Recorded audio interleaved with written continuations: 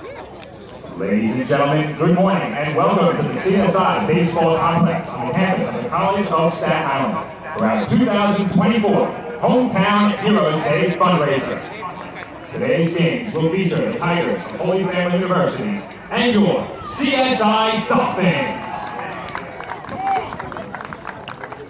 Ahead of today's games, CSI Baseball head coach Mike Morrow and the Dolphins want to take some time to remember the legacy left behind by four fallen heroes, who each individually meant a great deal to the Staten Island community.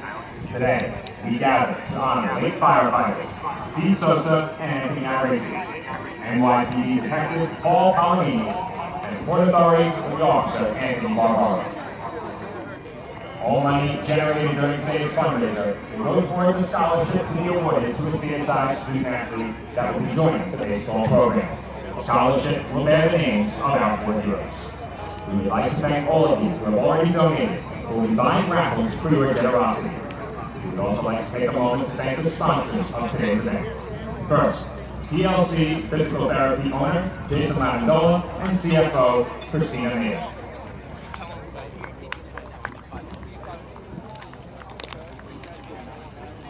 Down.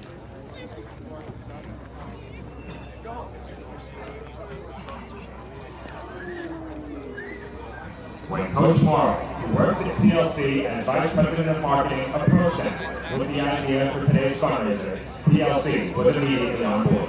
Before we take the time to remember our heroes, we would like to thank Jason, Christina, and all the staff at TLC. In addition, we'd like to thank Jimmy McBratney, CSI alum and owner of Jimmy Mac's Italian Restaurant and Pizzeria. One of the biggest sponsors of CSI Athletics, Jimmy has now joined us as another sponsor for this year's Hometown Heroes Day fundraiser. Lastly, we would like to offer a special thank you to our public safety team here at CSI, who work to ensure our safety while on campus each and every day.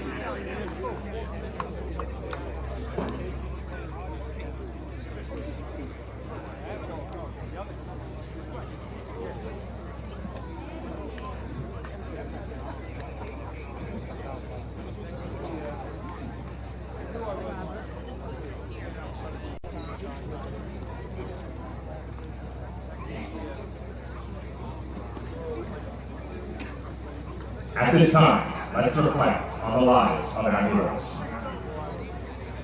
Steve Sosa, a retired firefighter and lifelong resident of Staten Island, died unexpectedly at the age of 62 on February 28, 2020. Steve was an alum of the baseball team and wore number 14 as a Dolphin back in 1980. Steve was always involved in baseball's alumni games and was always certain to send a text to Coach Morrow each year to secure a new Dolphins hat for the upcoming season. Sosa's name has been well known on Staten Island for decades, both in the realm of sports and throughout the community beyond the baseball diamond. Today, we are joined by Steve's family, his wife, Debbie, daughter and son-in-law, Amanda and Danny Delac, grandson, Patrick Stephen Sosa, mother, Carmelina Sosa, mother-in-law, Lorraine Galasso, brother-in-law, Mike Sosa, Eddie and Mary Ellen Sosa, brother, Rob Sosa, Richie and Helen Sosa, Frank Sosa, and Kim. Ladies and gentlemen, a round of applause for our hero, Steve Sosa.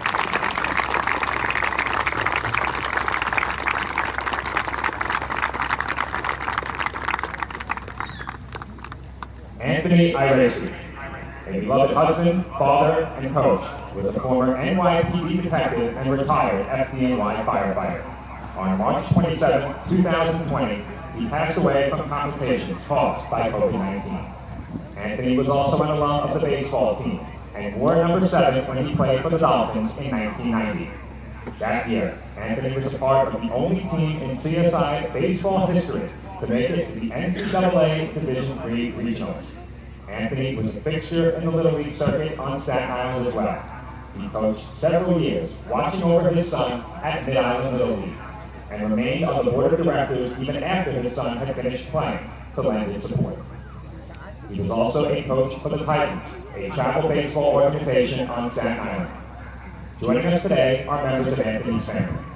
Wife, Melissa, loving daughter, Alexa, son, Anthony, who is a member of the CSI baseball team and will be wearing number 7 in honor of his dad during today's games.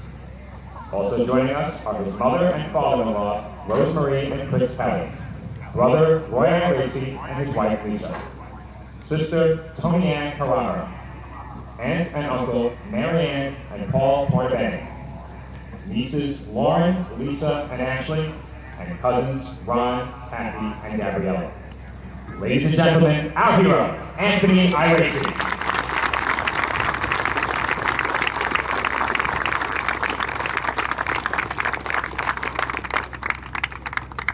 Paul Palomino, a Brooklyn native and resident of Staten Island for nearly 20 years, passed away in April of last year. He was a detective in the NYPD who served for 2 decades. A frequent attendee at the baseball games of his sons, Chris and Matt, and the softball games of his daughter, Alyssa, he was always close by, watching his children play the sports they loved. Today, both of his sons will suit up for the Dolphins, as we remember the lives of Paul and all of our heroes. Joining us today are Paul's wife, Christina, his brother, John Davis, along with his wife, Dorothy. Ladies and gentlemen, our hero, Paul Palomino.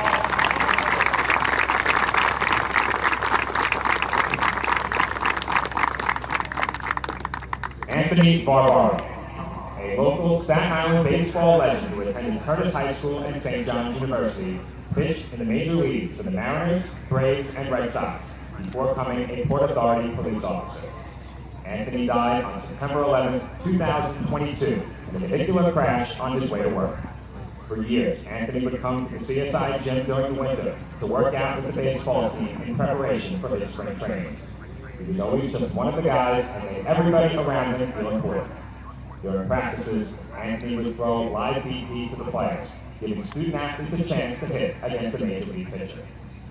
Gestures like this left memories that are priceless to those who experienced them. Anthony also served as the president of Snug Harbor Little League and did many speaking appearances for anybody who asked. Joining us today from the Barbaro family is Anthony's mother, Paulette. Ladies and gentlemen, our hero, Anthony Barbaro.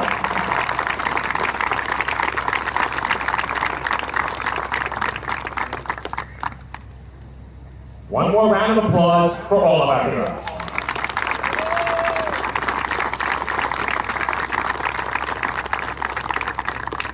Ladies and gentlemen, at this time, please welcome to the field CFO of TLC Physical Therapy, Christina Maida.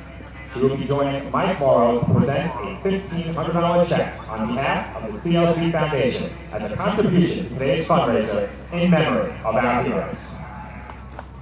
Well, she's not here today, so it's just me. So we'll take a quick pic and we'll go on. All right, here we go. Well, this time we'll welcome back CSI baseball head coach Mike Morrow to the field for a few words. All right, thank you, everybody. Everyone, can you hear me good? Thank you for coming, number one. This is such a special day, not only for the baseball program and for CSI itself, but the fact that we have 3 players whose dads are honoring today is just an amazing, amazing day. So thank you for coming. I want to thank Kyle, the head coach of Holy Family University and his baseball team. I kind of warned him that it was going to be a little hectic, but he jumped on board, and this game almost didn't happen because I didn't have a team, and he came through, you know, during the season and said that he would make it work. So Kyle, thank you for you and your team. I appreciate you coming.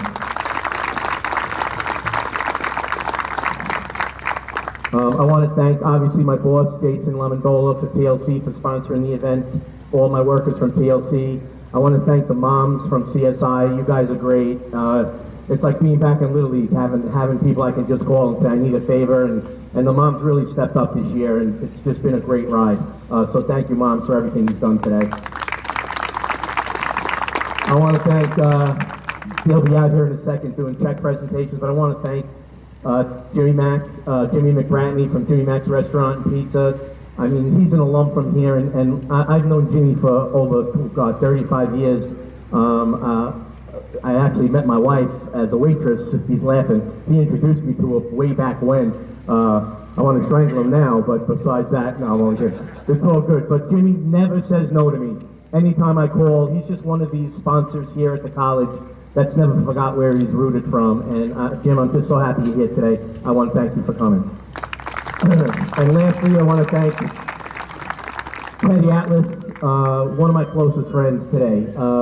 Teddy is just a guy that he'll never take praise for anything he does on Staten Island. He does more for this community than anyone I know. I said, to be standing next to Jimmy McBratney is probably the most perfect duo, because between the two of them, the answer's never no. And when I called Teddy, obviously, to come on here to say a few words, to donate a check, he didn't even blink an eye. And he's got a million things going on between ESPN and the boxing world and everything else. But Teddy, thank you again for coming. Yeah, I love you too.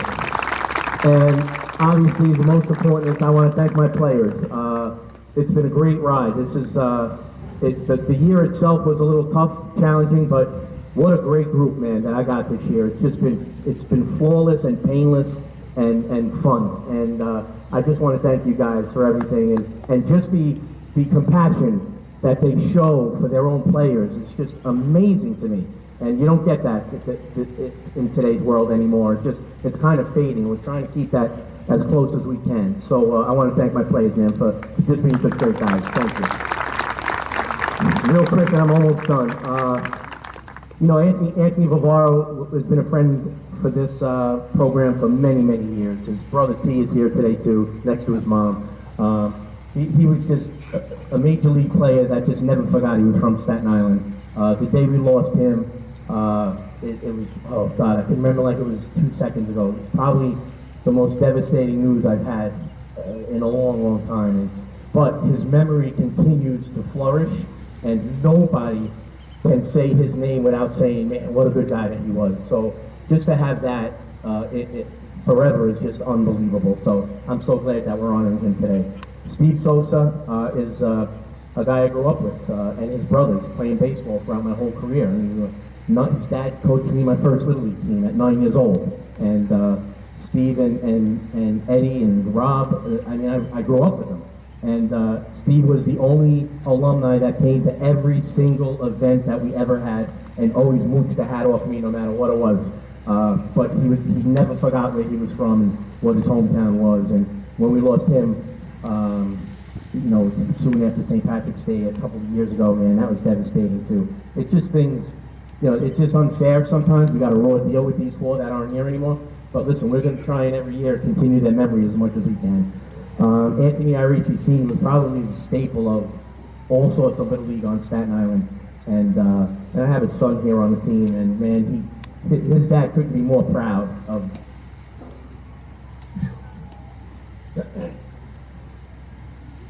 Give me a second.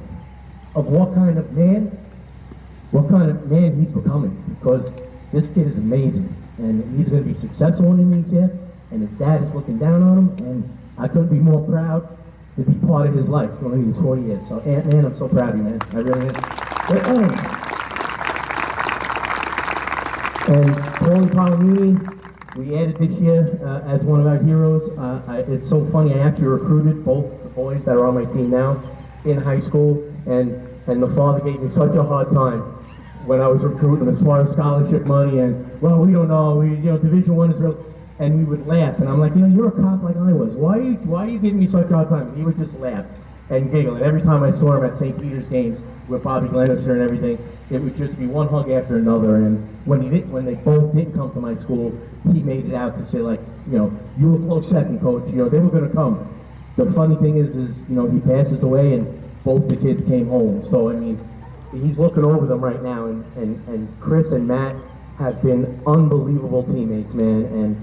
And I get it, it's a raw deal you guys got, losing your dad and everything, but we're here, and we're your family from here on in, man. It's just, we are here for you guys, and no matter what happens, no matter how many years go by, no matter what holiday, no matter what happens, the CSI family will always be with you guys, and I appreciate you guys letting us honor your dad today.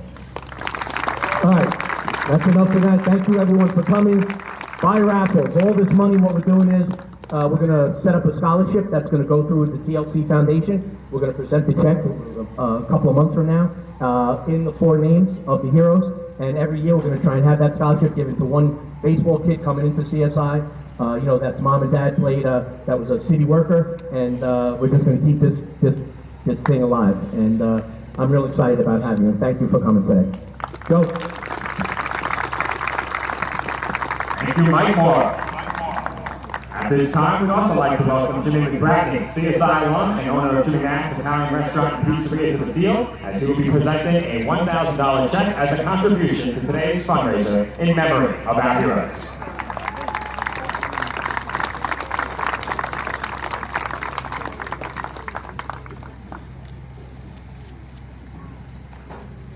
Jimmy McBratney. Jimmy McBratney, everyone.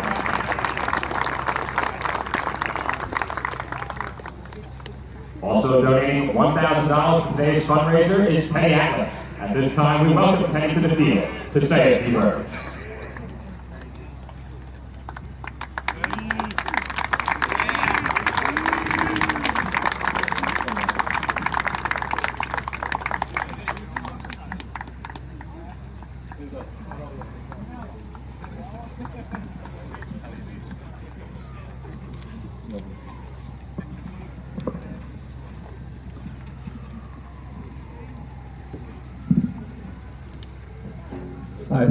He does this every year. I call him, can you donate a check? He goes, I'll give you $1,000. I'm like, dude, you are the best. It happens all the time. He walks in, he brings a blank check with him all the time. He listens to the speeches, he sees all the people. He turned 1,000 to 3,000. This is the type of guy he is. Oh, now, it's 4,000 now. See how it works? He's a baseball coach, not a math teacher.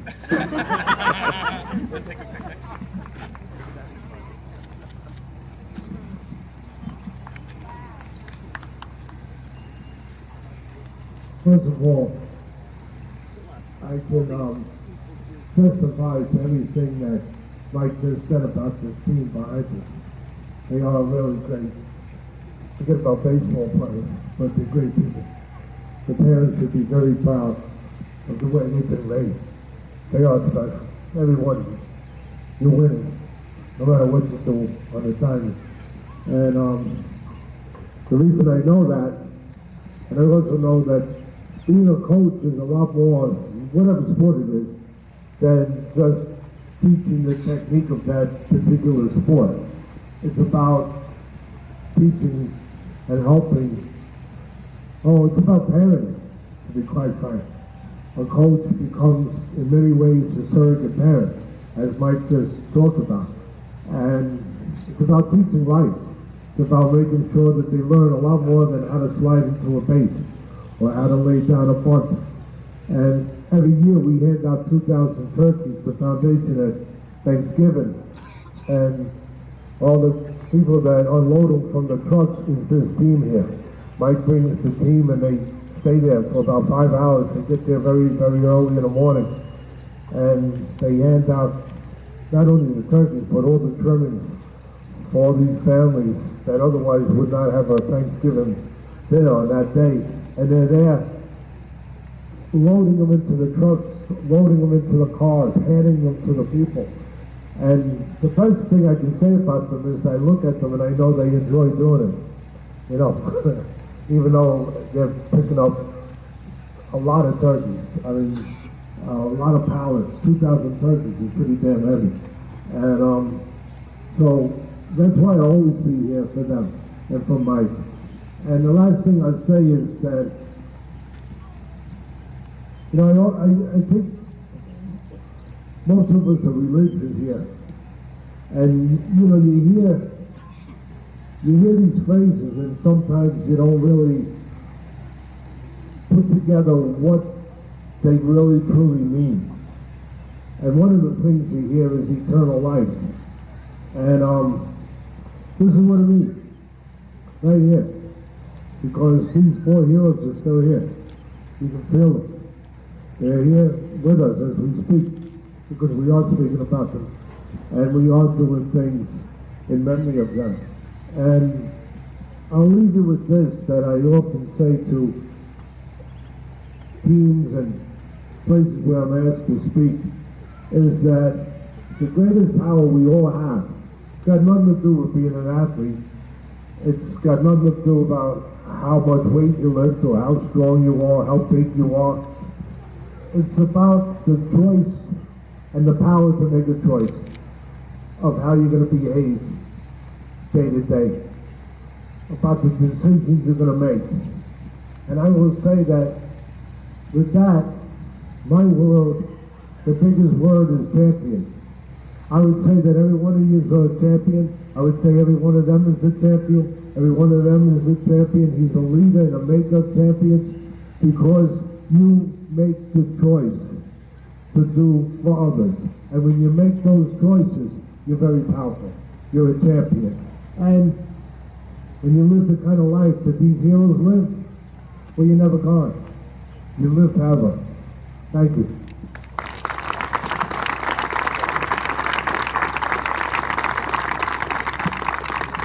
Yes, everyone. Throwing out today's ceremonial first pitch, the Anthony Barbaro's mother, Paulette Barbaro. Please welcome Paulette to the field now to throw out today's first pitch.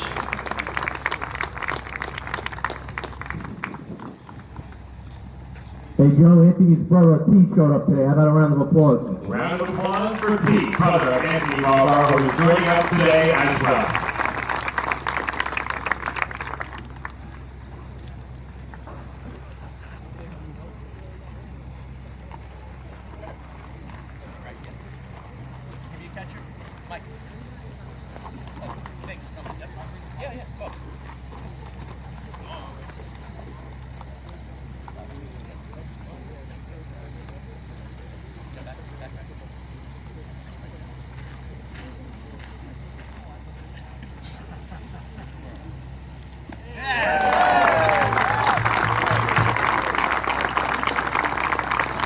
Anthony Barbaro's mother, Paulette, and his brother, T.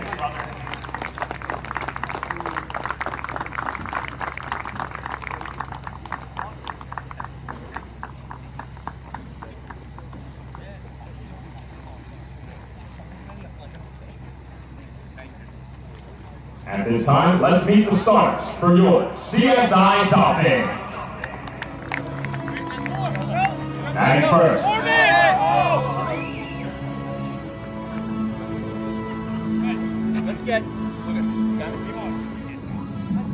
We're going to throw out 3 more pitches for the families. Let's get the Palomini family, come on over. Got it? All right, 3 additional ceremonial first pitches.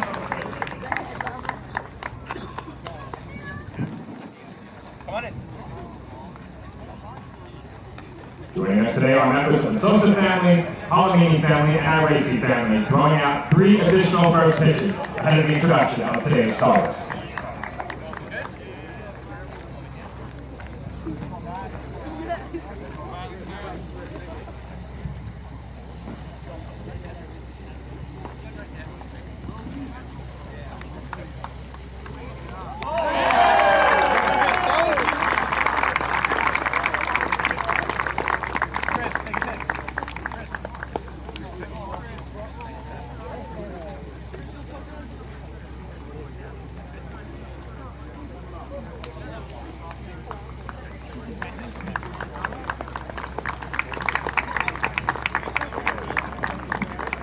The Iraci family, come on up.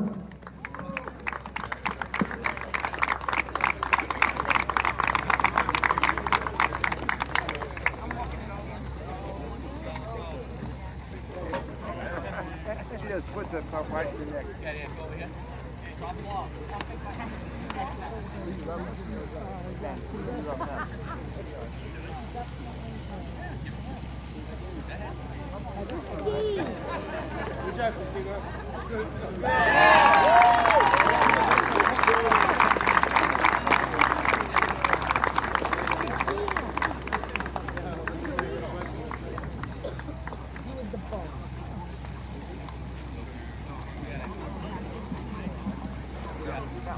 All right, the Sosa family on this side, right? Come on up. Debbie, come on up. There's Rob. Rob, you can come join us. No? Yeah, stay there. Yeah, stay there.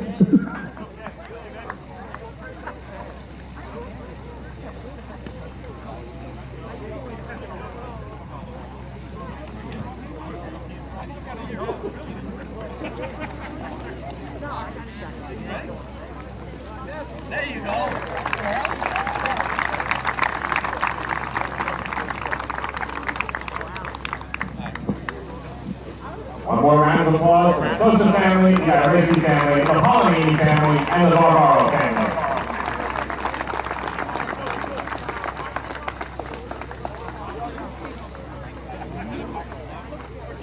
Now, at this time, we will meet the starters for your CSI Dolphins. Batting first, the center fielder, number 14, Chris Palomini. Batting second, the left fielder, number 23, Brian Burkhead. Batting third, the first baseman, number 22, A.J. Figliotti. Batting fourth, the designated hitter, number 33, Thomas Martin. Batting fifth, the third baseman, number 9, Vincent Weigel. Batting sixth, the shortstop, number 11, Anthony Sotera. Batting seventh, the right fielder, number 7, Anthony Irizzi. Batting eighth, the catcher, number 8, Michael Kehoe. And batting ninth, the second baseman, number 2, Nico Rodriguez. On the mound for the Dolphins is number 16, Brian Kehoe. And coach of the Dolphins is Mike Moore. The assistants are James Harper, Matthew Bowers, Thomas Leo, Vinny Fiore, and Chevy Ulage. The team manager is Daniel James.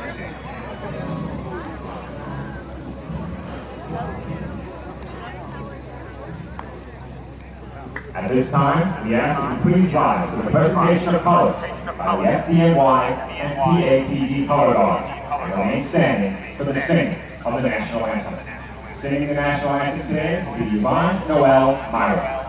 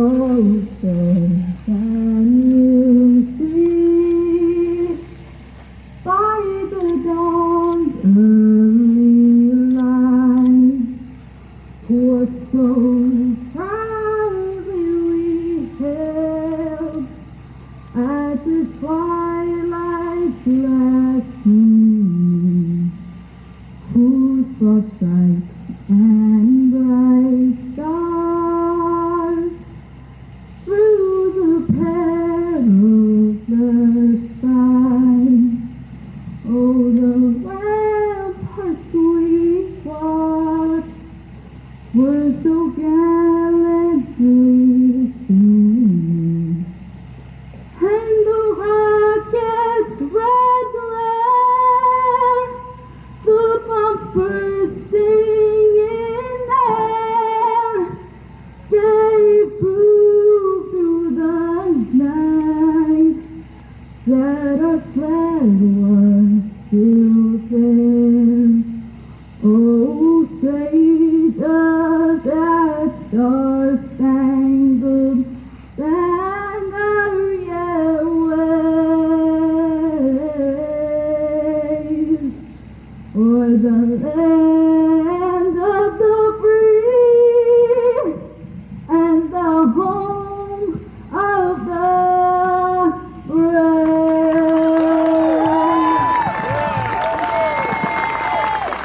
Jean-Noel Meyer. Other guard, release huddles.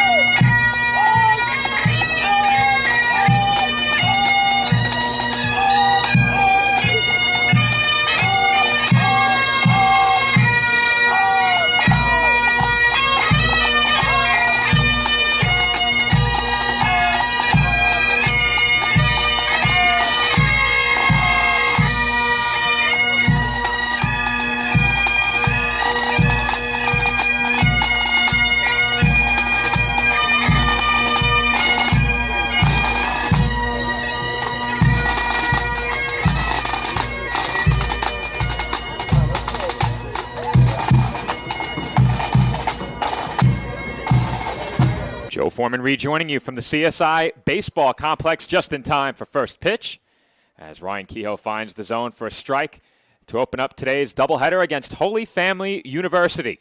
In just a few moments, I'll be joined on the call by my broadcast partner, Nick Bavona. We have to get our live scoreboard all set up, but once we do that, we will have a scoreboard on the screen for you the rest of the way. Count even at 1-1 strike. I'll have to grab a Holy Family roster from Nick. Well, there are two here, Nick, so here you go, as he's continuing to work on our live stream. But leading off for the Tigers is Brian Comer. And Comer takes outside, evening up the count at 2-2 strikes.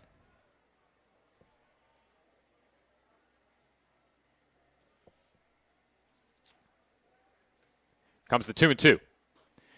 And that's outside for ball 3.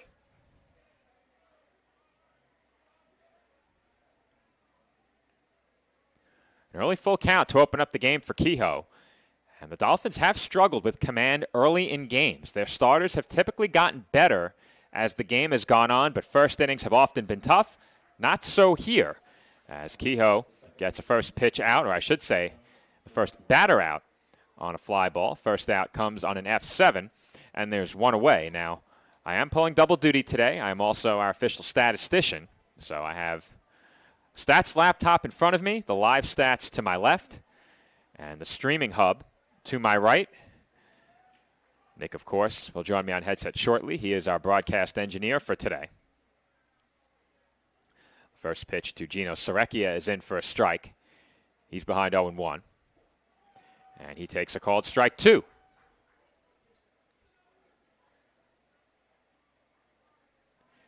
Kehoe working from ahead in the count here. No balls and 2 strikes. That's it well out to left, but well foul, as I lost that one up in the air.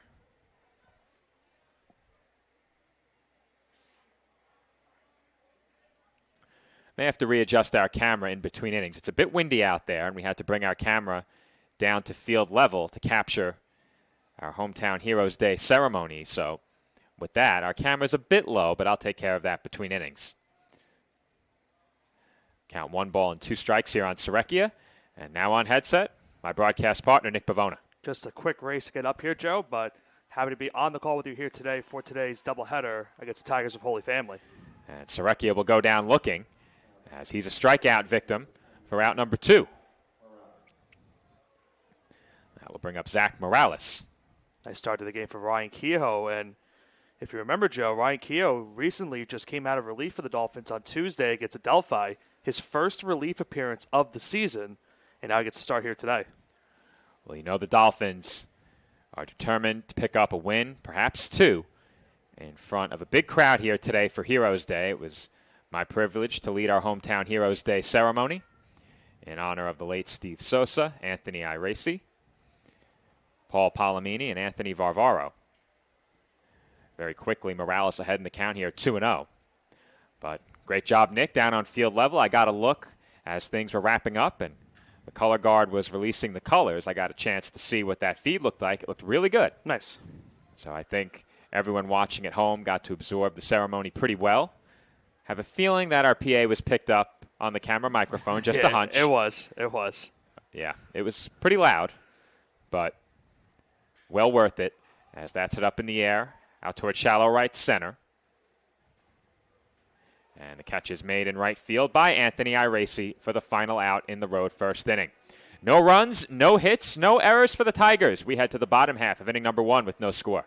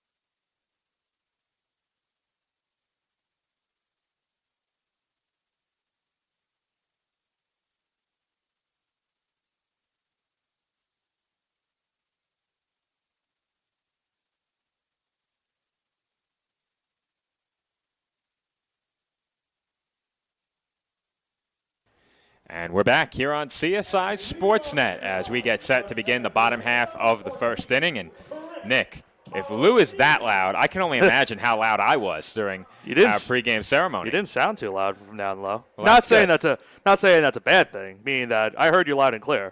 Yeah. I mean, I heard Lou through my headset very well. They heard him all the way down Victory Boulevard. No question about it. Chris Palomini leading off for the Dolphins, and he takes inside for ball 1. Congratulations to Chris, by the way. Broke the record for most stolen bases in a season, 28 for 28. You beat me to it, Nick. Palomini officially now classified as a freshman. He got his year back, obviously did not play much of last season. His father passed away. We honored Paul Palomini during our Hometown Heroes Day ceremony pregame, but Chris did not finish the rest of the season last year following his father's passing. He then came to CSI and is now officially reclassified as a freshman. He's behind in the count here, 1-2.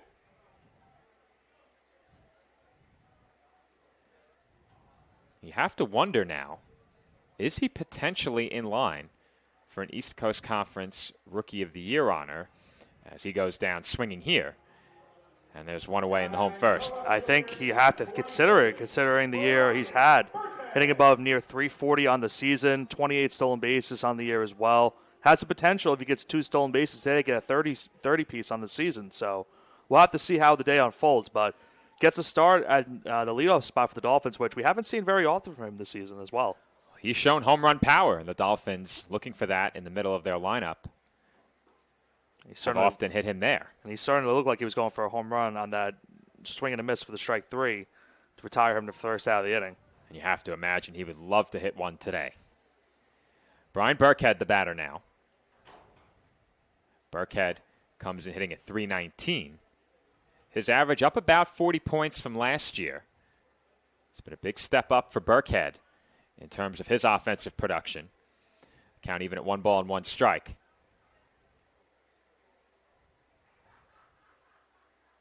Burkhead, of course, one of our seniors.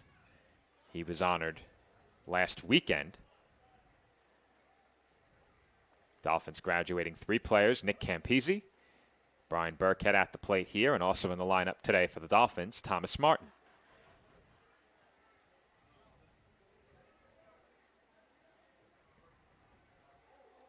Count 1-2 on the CSI left fielder.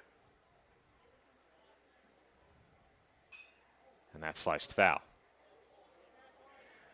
You mentioned Burkhead's stats on the season. He's really seemed as if the last couple of weeks especially that he's been a very viable threat for the Dolphins in that 2 spot in the order. And certainly is not an easy out for opposing teams. Count 1 ball and 2 strikes. And Burkhead fouls off another. This is one of the things he does very, very good. It's making the count keep going longer. It's 1-2. He's fouled off 2 straight. We'll try to make the count work a little bit longer here in this at bat. Try to find a mistake pitch to get a base hit. Brian Williams on the mound for Holy Family. We'll get you his numbers shortly. Comes the 1-2, and that's chopped toward the middle. Play is made over at short, and the throw over to first is in time as Martinez throws out Burkhead for out number 2. Number 22, A.J. Vigliotti. That will bring up A.J. Vigliotti.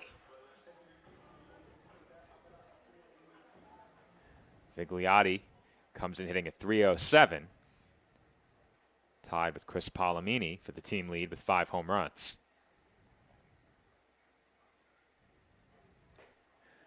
Very quickly, the numbers on Brian Williams. He comes in having appeared in 9 games, including 3 starts. He's pitched to a record of 2-2 with an even 9 ERA and a WHIP of 2.18.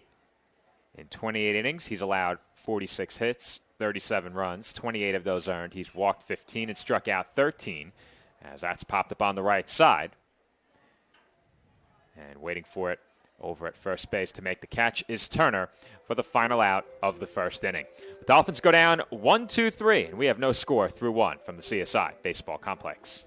G Aesthetics Med Spa and Wellness Center. Our approach to beauty and wellness begins with a holistic plan tailored to the unique needs of our patients.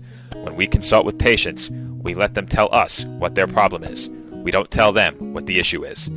We find out what they're looking for, and we discuss, and then we give them options. If you're looking to achieve radiant skin, you've come to the right place. We offer hydrofacials, microneedling, Opus Plasma, peels, facial and laser treatments, laser hair removal, body sculpting, fat freezing, hormone replacement therapy, Botox, IV drip therapy, and more. We are open Monday through Saturday and are located at 720 Forest Avenue, Staten Island, New York, 10310. We hope to see you soon. Visit our website at www.chiaesthetics.com for more information.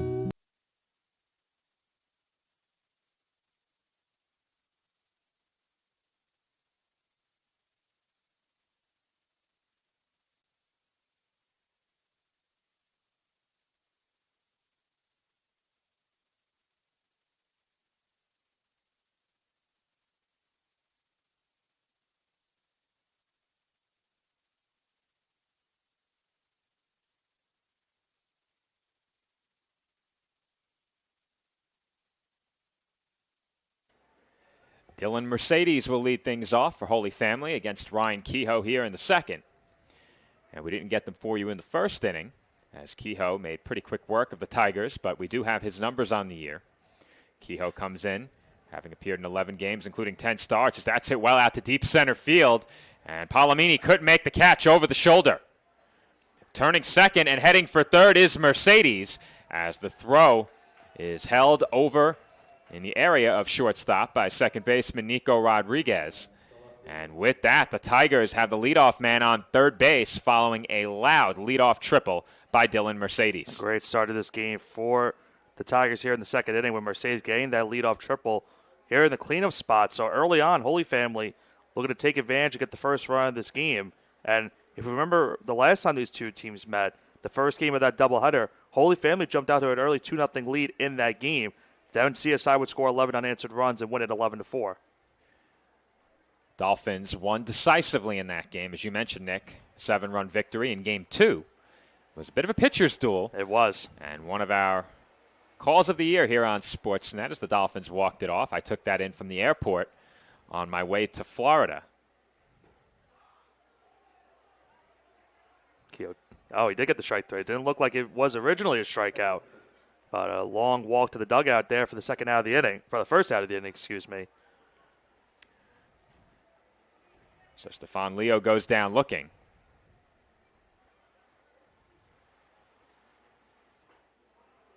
We might have to move the camera again, Joe, as it looks like it went just a little bit offline. Just a bit. Why Just don't you a go bit. take... You know what? I'll Okay. take care of that. I'm already up. Okay. I'll take care of that. Nick, you take over. All right. Count now goes to 1-1 after that previous pitch. As the batter at the plate is Emilio Bucci. Runner on third, still 1 out in the inning for the Tigers. A slow chopper down the third base line goes foul. The count now goes to 1-2. So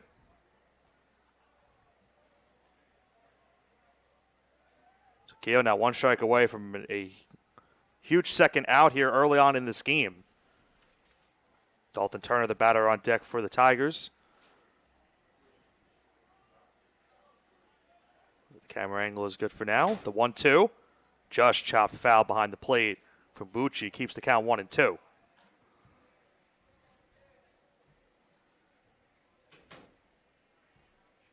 So another 1-2 pitch upcoming here for Bucci, trying to get that runner home from third. Give Holy Family the first run of this game. And down goes Bucci on a big strikeout right there. Nice fastball from Keogh, Joe. Gets a second out of this inning.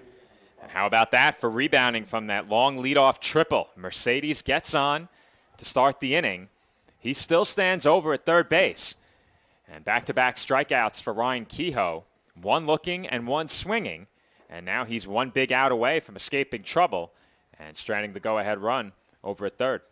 And this is what the Dolphins did really well in that second game against the Tigers. If you remember correctly, there was 2 points in that game for CSI where at one point it was bases loaded, 1 out for the Tigers. Antonio Gautreau had to get out of a jam with 2 strikeouts at the end of the inning. And then in the 7th inning, it was 2nd and 3rd with 1 out. That one shot foul down the third base line. It was 2nd and 3rd, 1 out in the inning. The Dolphins brought on Alex Martinez out of the bullpen. He was able to get out of the jam as well, keep the game scoreless to get the Dolphins that walk-off win. Getting runners in from third base, always of paramount importance. As that sliced foul heading toward the cars and oof. No. Oof. Fortunately for the white vehicle parked in the second row that hit the bumper, but it hit it on a fly. Okay. That was a good shot. Better the bumper than the rear windshield, as that's in the dirt for ball 2. I was kind of nervous when I arrived here today. I was hoping that the third row would be wide open, and sure enough, it was. So, Nick, is our scoreboard working? yeah, Good. we're good to go. All right. 2 balls, 2 strikes, and 2 outs. The pitch on its way. And the breaking ball is taken out of the zone for ball 3. Good at-bat being put together here by Dalton Turner. He's run the count full 3-2. Runner on third with 2 outs for Holy Family as that's fouled back. Turner definitely making work of this at-bat here. It's still 3-2. 2 outs in the inning, trying to bring home the run from third base. Keogh looking for another strikeout. Try to retire the side here. Here comes the 3-2. Once again, foul. This one behind the plate. Towards the press box. Keeps the count 3-2.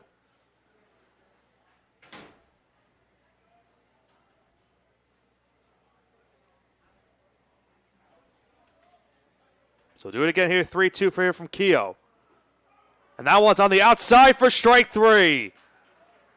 Ryan Keogh gives up a leadoff triple and is able to work out of the jam with 3 straight outs to retire the side. As the Tigers will try to run around third here in the top of the second, we head to the home half of the second inning. Scoreless between the Tigers and the Dolphins.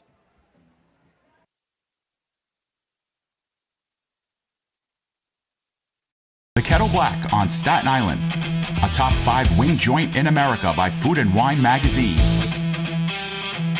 Serving daily lunch and dinner at the bar or on the floor. Perfect for family and group parties with top shelf drink and delicious food.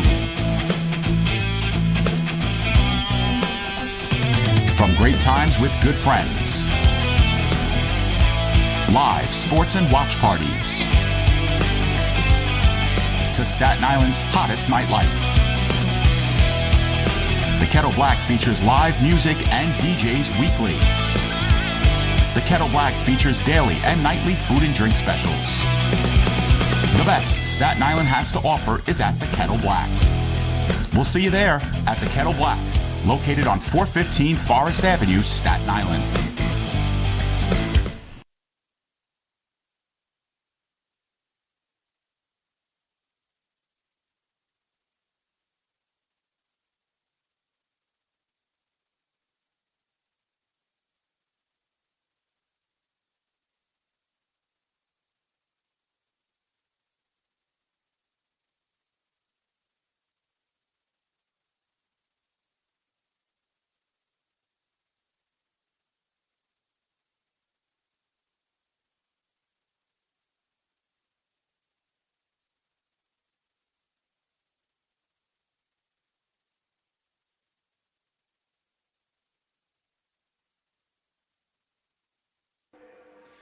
And we're back from the CSI Baseball Complex, where it looks like our camera could be a bit crooked again. It is clearly being tilted by the wind a bit. I'll go take care of that again following this at bat.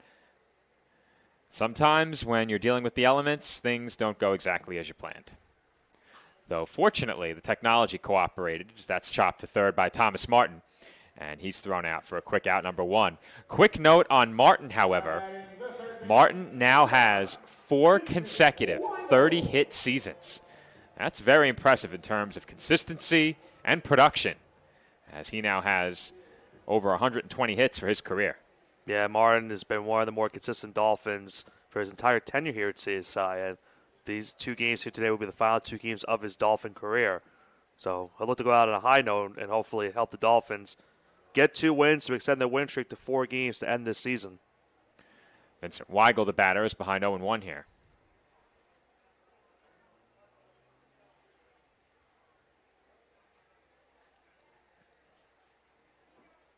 Pitch on its way, and that's a half swing by Weigel. Call that one a ball. I thought he went around. Thought he did too, but if he... Yeah, I'm not sure. I thought that was a ball also, but it was definitely a ball. Looks like he held up. Count even at 1. Weigel hitting at 252. And they did not call that ball. That was strike 3. I thought so. So Weigel goes down swinging, but for Weigel this year, he got off to a really slow start, has gotten his batting average up over 250 now, so he's really been in a state of steady ascension. It's been a steady climb for him in terms of his batting average. Boy, camera's really shaking today. Yeah, the wind didn't seem as bad when I was out there, but it doesn't seem that bad now. Yeah, it's just a bit windy, but you wouldn't really think it would be with the way the camera's going.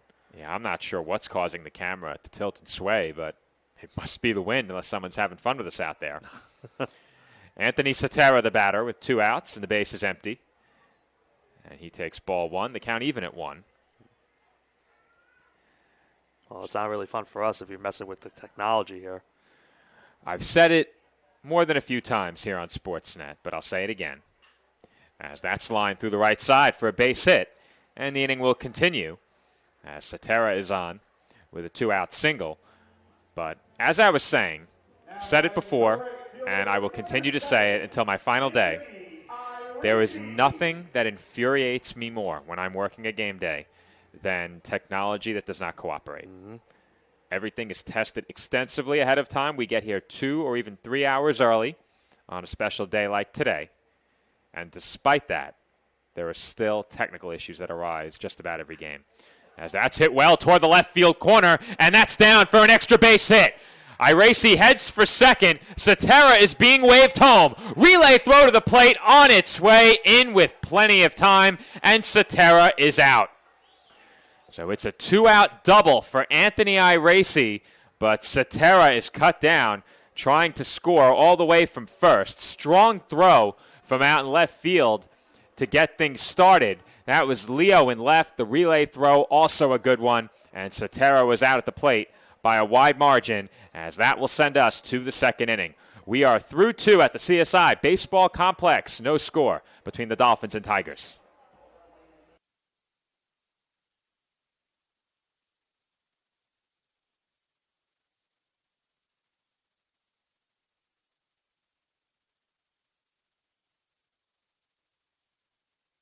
My path to a college degree would have been completely different had I not run Division II cross country for the University of Mount Olive. Having an athletic and academic scholarship was key for my success. Our coaches were really helpful with balancing out my academics and athletics. I decided to attend graduate school because I wanted to become an athletic director. Receiving the postgraduate scholarship through the NCAA provided me with the flexibility to choose the school that I wanted. So now I know that I can accomplish any goal that I set for myself.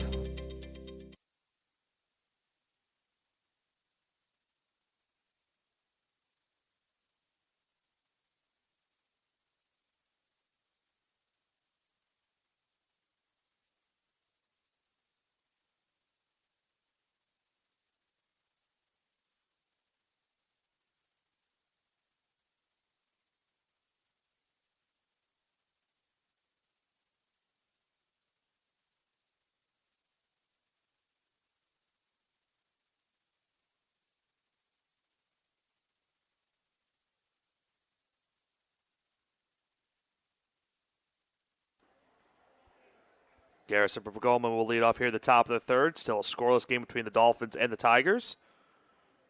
It's Anthony Arce almost getting himself an RBI double in the previous half inning. With a good relay throw back to the plate. A strong throw from the shortstop. Martinez was able to get the out at home to court the final out of the bottom of the second. As Pergolman will pop up behind the plate toward the dugout to Kehoe for the first out of this inning. All right, Nick, I have no idea how that camera is moving out there, but I think we're good once again. Was it one of the legs of the tripod? Like, was that maybe? Well, the way we're set up, there is one leg that is placed in a different spot than the others. So there is a bit of imbalance there, but we need to do that in order to avoid getting the column in the backstop obstructing most of our view of the plate. Now, we said it many times already this year, but we did hope to have a pitcher-batter camera in center field this year. The only way that is going to be possible is A, with a high pod, or B, with our cart set up against the wall and the tripod then fixed to the fence while resting on the back of the cart. The latter I see is the only viable option because the high pod will sway. There is no way to keep the high pod from swaying. You can only anchor it to the fence at a point so low and keep the camera elevated. And we haven't had our cart all season. So that's been out of the question as that's taken for ball one. At the plate here for Holy Family is John Martinez. Gets the start today at shortstop. And that's hit a mile high beyond the infield out towards shallow left center. And giving way was the shortstop Sotero as Burkhead makes the catch in left. And there are two gone. Nick, it is so easy to forget to score plays while you're doing also play-by-play. calling. Yeah, I'll get used to it. Moving forward, this will be the arrangement for each game day. I'll have the stats laptop with us. Now, as I've said many times as well, we often have fun with our statistician as Brian Comer at the plate takes ball one, but we've also had fun at the expense of our statistician many times here on Sportsnet. That being said, I am now the statistician. So our ire will now have to be directed at whoever tells the scoreboard operator what to put up there. All right. Brief spoiler ahead for the Finnies coming up on Tuesday night.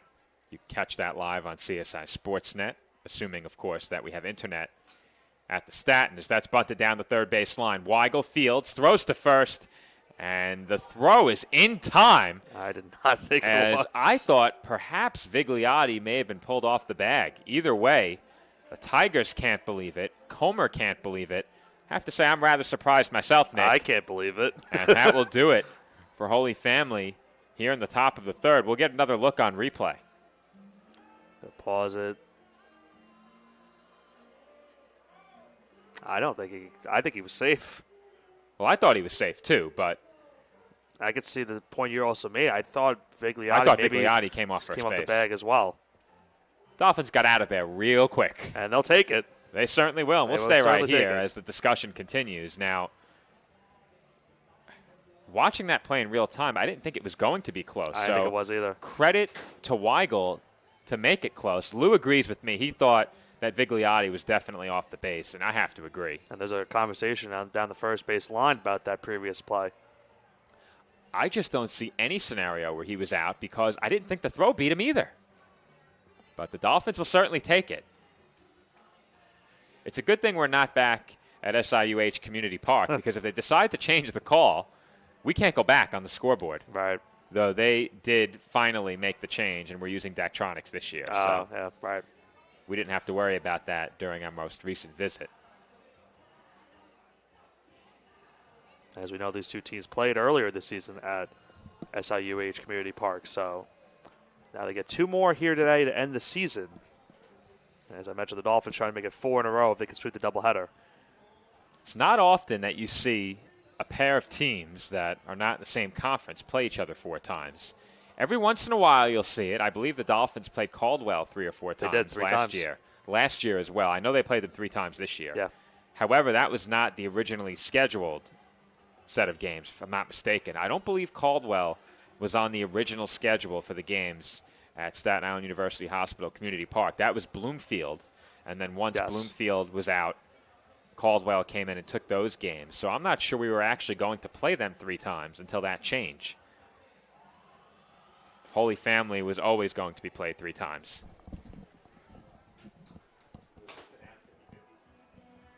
And leading off for the Dolphins, the catcher, number 8, Michael Kehoe.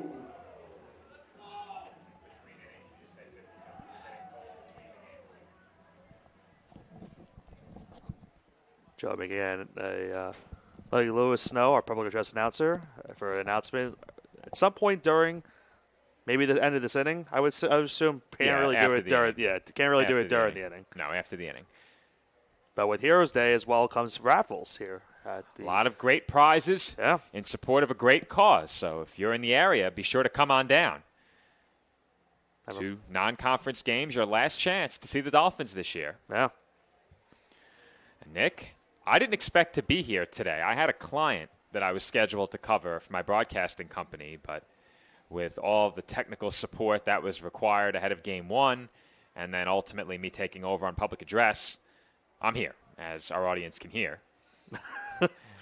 And If Kehoe you takes it didn't know aside. already. If you didn't know already, I am calling this game on site. Next year, I will have the ability to call games remotely. So I've purchased all the equipment. Probably came out, I'd say, to about $150. But the investment is well worth it. As that pitch is in for a called strike, and the count evens up at 2-2 on Michael Kehoe. But all we need is a pair of computers, so one computer to stream the game, another to bring in our camera feed from CSI. If there are 2 camera feeds, then we'll need an additional computer to bring in that feed. As that one skips to the backstop and runs the count full. But once you have your main computer to stream and 2 computers to bring in the streams, all you need are the monitors, which I had already, and an HDMI splitter, and you're good to go. The delay in total is about 20 seconds versus if I was here. So Right. the video and audio will be synced. However, you'll be 20 seconds further behind if I'm broadcasting the game remotely.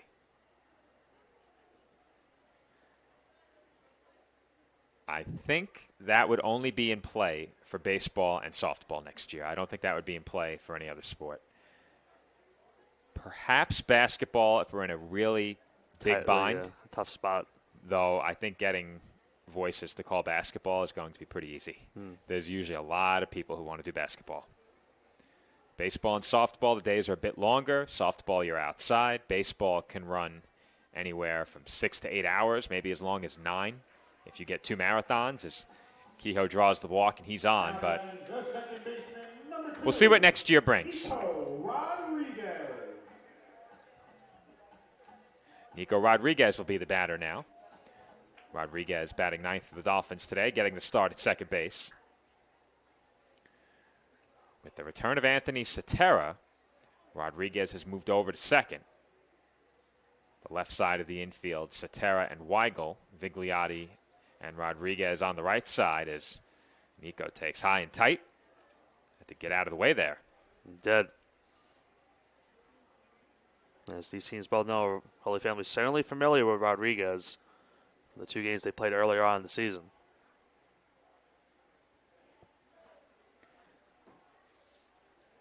Count 1-0.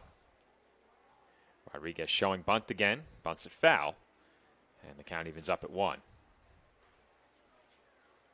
Be a nice early spot for the Dolphins if Rodriguez can get a bunt to move Kehoe into scoring position. Then he could bring us back to the top of the line for CSI. Give those RBI opportunities to some of their best hitters in the lineup this season. As they check Kehoe at first base, back in safely. Count remains even at 1-1.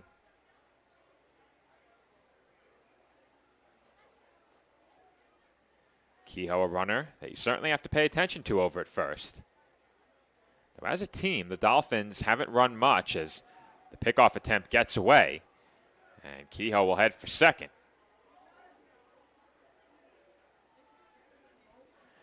All right, so first test of my scoring abilities. Let's see if this works. All right. We'll have to work on this one. I think it has to be E1T FPO, so let me try that.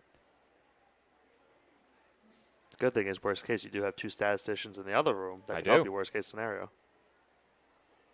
I'm the best. All right. I'd like to think so. All right, count 1-1 on Nico Rodriguez, and that failed pickoff has the same effect as a bunt. As that's hitting the air out towards center. And settling underneath it to make the catch is Comer. Holding at second base is Kehoe, and there's one away. Number 14, Chris Palomini. And that will bring up Chris Palomini. So Palomini this year came into the day hitting .347. You mentioned 28 of 28 on stolen bases.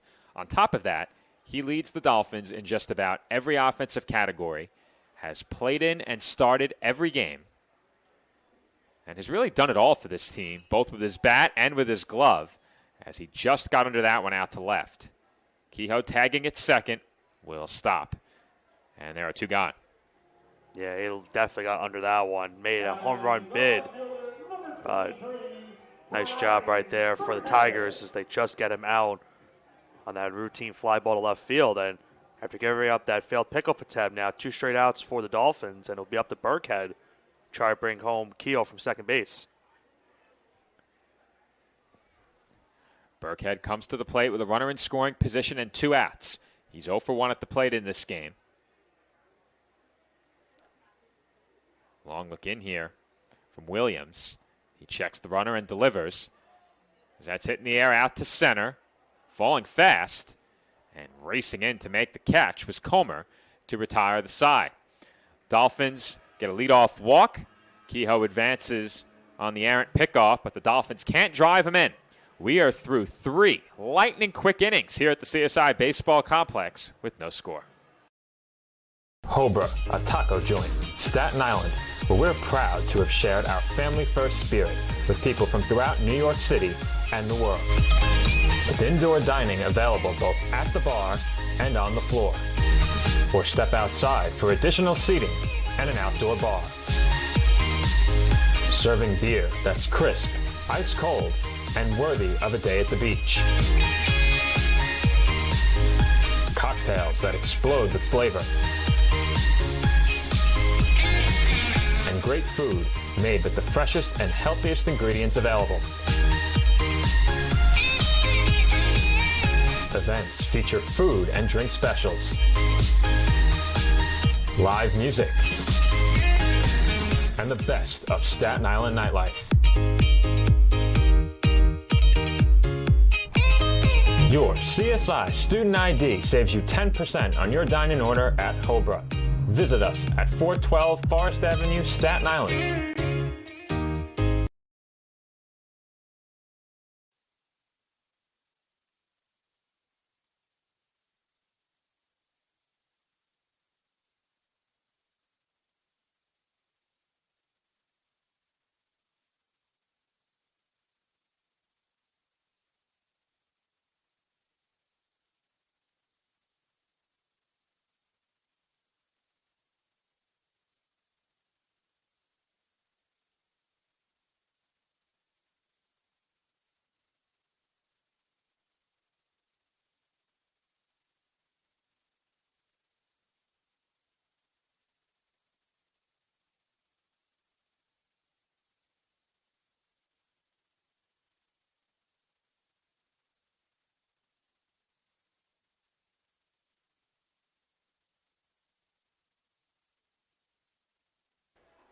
Fourth inning from the CSI Baseball Complex, and Nick, they know us as Jinx Supreme and Jinx Prime, but I hope you didn't jinx it. Boy, has this game flown by.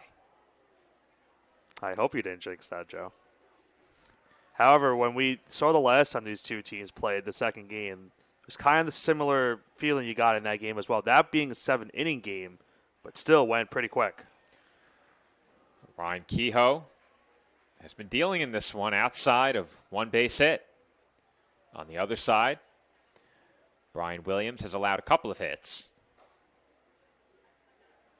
Now, just taking a look up at the scoreboard just to make sure everything matches with what I have. All good. The eye for detail you have to have when you're the statistician sometimes. There's a big swing and a miss. And Gino Sorecchia goes down on strikes. Nick, he was trying to give the Tigers the lead with that swing. And he got fooled on that one. That was an inside fastball pretty much near his chest. And he swung and missed on that one for the first out of the inning. Kehoe's been off to a great start in this one as well. He might have been fooled, but he certainly wasn't cheated up there. Yeah. That's as big of a swing as we've seen all day. That will bring up Zach Morales, who chops one over to short. Tough hop, handled by Cetera, and his throw is right on target for out number 2. And Cetera's, filled in the void nicely at shortstop as well, with him and Rodriguez switching positions on the season. Those two seem to be more comfortable now where they're currently sitting at.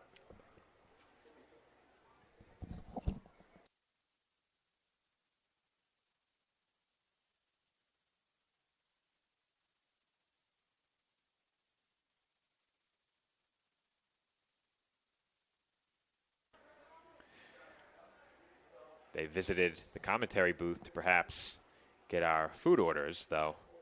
We're going out after the game, so I'm going to ease off. Count quickly 2-0 here. Dylan Mercedes. Mercedes, of course, with the lone hit for Holy Family. That was a long triple to dead center field. And Kehoe gets back in the at-bat with that called strike. The way the game is going, it feels like he just recently batted, maybe 5 minutes ago. I was thinking the same thing. It sure does feel that way. It really does. I think he just got a bug in his eye now. Something at least went into his eye. From time to time, the wind here on campus will make dirt and chalk swirl around home plate. And that can be disruptive for you as a hitter. I certainly wouldn't want to try and hit with dirt or chalk in my eyes. Yeah.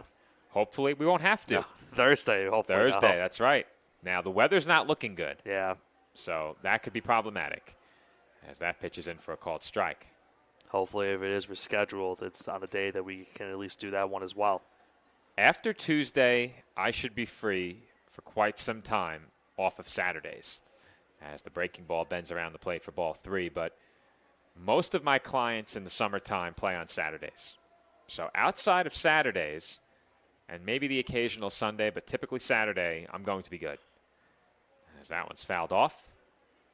Good luck chasing that one down in the woods.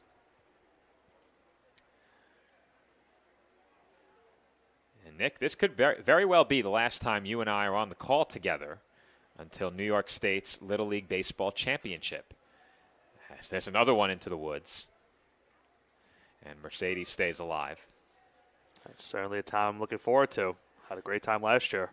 If you can't get enough of Nick and I, late July on the PDF Sports Network, you can take in week-long coverage of the New York State Little League Baseball Championship. And here Dylan Mercedes goes down swinging. He's now 1 for 2, And it's a 1-2-3 fourth inning for Ryan Kehoe. Still no score at the CSI Baseball Complex as we head to the home half of inning number 4. No, I'm right. The podcast that uncovers the origin stories of some of the biggest names in sports, media, and entertainment.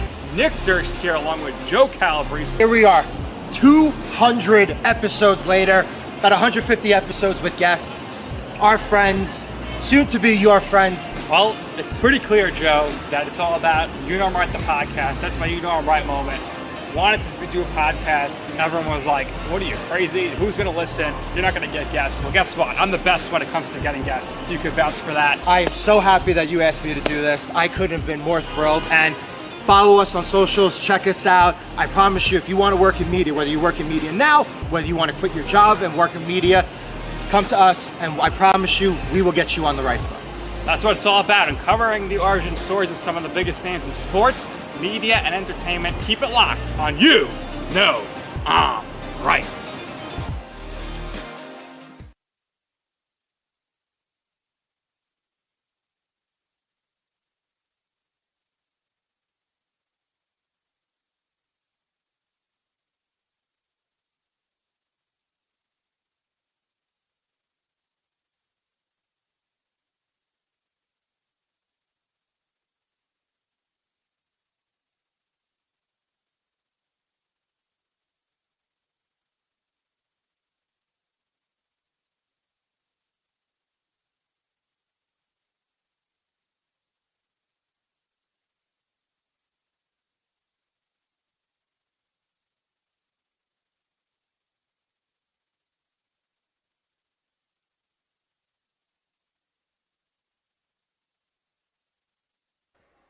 A.J. Vigliotti will lead off the home fourth inning for the Dolphins. Still no score between CSI and Holy Family.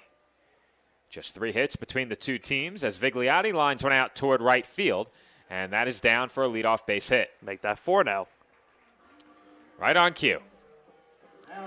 Now, I know he got a hit, and the Dolphins are very grateful they got the hit. But with 33 now on, up at the plate, Joe, it would have been nice to have maybe potentially one more 33 for 3. Now, Nick, there is a chance that, with this being, of course, Thomas Martin's last home doubleheader, he might have a chance to hit his 33rd hit of the season. He would need a 3-hit day. So there might be one more go at it, 33 with number 33, if he can have a 3-hit day between the two games. We'll see if we can get one right here. So far, 0 for 1 on the day. Nonetheless, Martin's had a tremendous career. Today, his final 2 games as a Dolphin. And he takes out of the zone for ball 2. He's quickly ahead 2-0. And it just won't be the same out here in that Like a G6 song coming up to the plate. That really is a bit that we took and ran with here on Sportsnet. It's been now, 3 years since he introduced that walk-up? Yeah. And we've been having fun with it ever since. There's a swing and a miss for strike 1. Just yesterday, I was watching the game against Lincoln where he had that home run over the batter's eye in center field. Still probably the longest home run we're going to probably ever see here at the baseball complex. And that will be in the running for highlight of the year at this year's Finnies. Now, I still have to get together all of those video clips. We'll probably have a 48-hour window for the voting. The voting will close at the start of the Finnies, so we'll get those up tomorrow night on our CSI Dolphins Instagram page. We'll open the poll for 48 hours. If that's even allowed. I'm very, very illiterate when it comes to Instagram. I don't know if you can run a poll for 2 days. But whatever the allotted length of time is, we'll make sure that everyone gets a chance to vote, and then we'll announce the winner at the Finnies on Tuesday. We do have a special guest presenting that award at the Finnies as well. You'll have to tune in and find out who it is. Yeah. I'll give you a hint. He loves our Sportsnet audience and often wishes them well on the air. That might give it away. Okay. Count now full on Martin, 3 balls and 2 strikes. Vigliotti was running on the pitch, and Martin draws the walk. He got a huge lead off at first base. Yeah, he had just a bit of a lead. Got a good start. Now we'll bring up Vincent Weigel. Now, situation here, Joe, for the Dolphins. Do you maybe consider bunting in this spot to move both runners into scoring position? I think they will consider bunting. Would I with the 5-hitter? I think it comes down to how good of a bat he's swinging. Do I Right. think they'll bunt? Yes. The short answer is yes. I think they will, and you can't blame them. Scoreless game.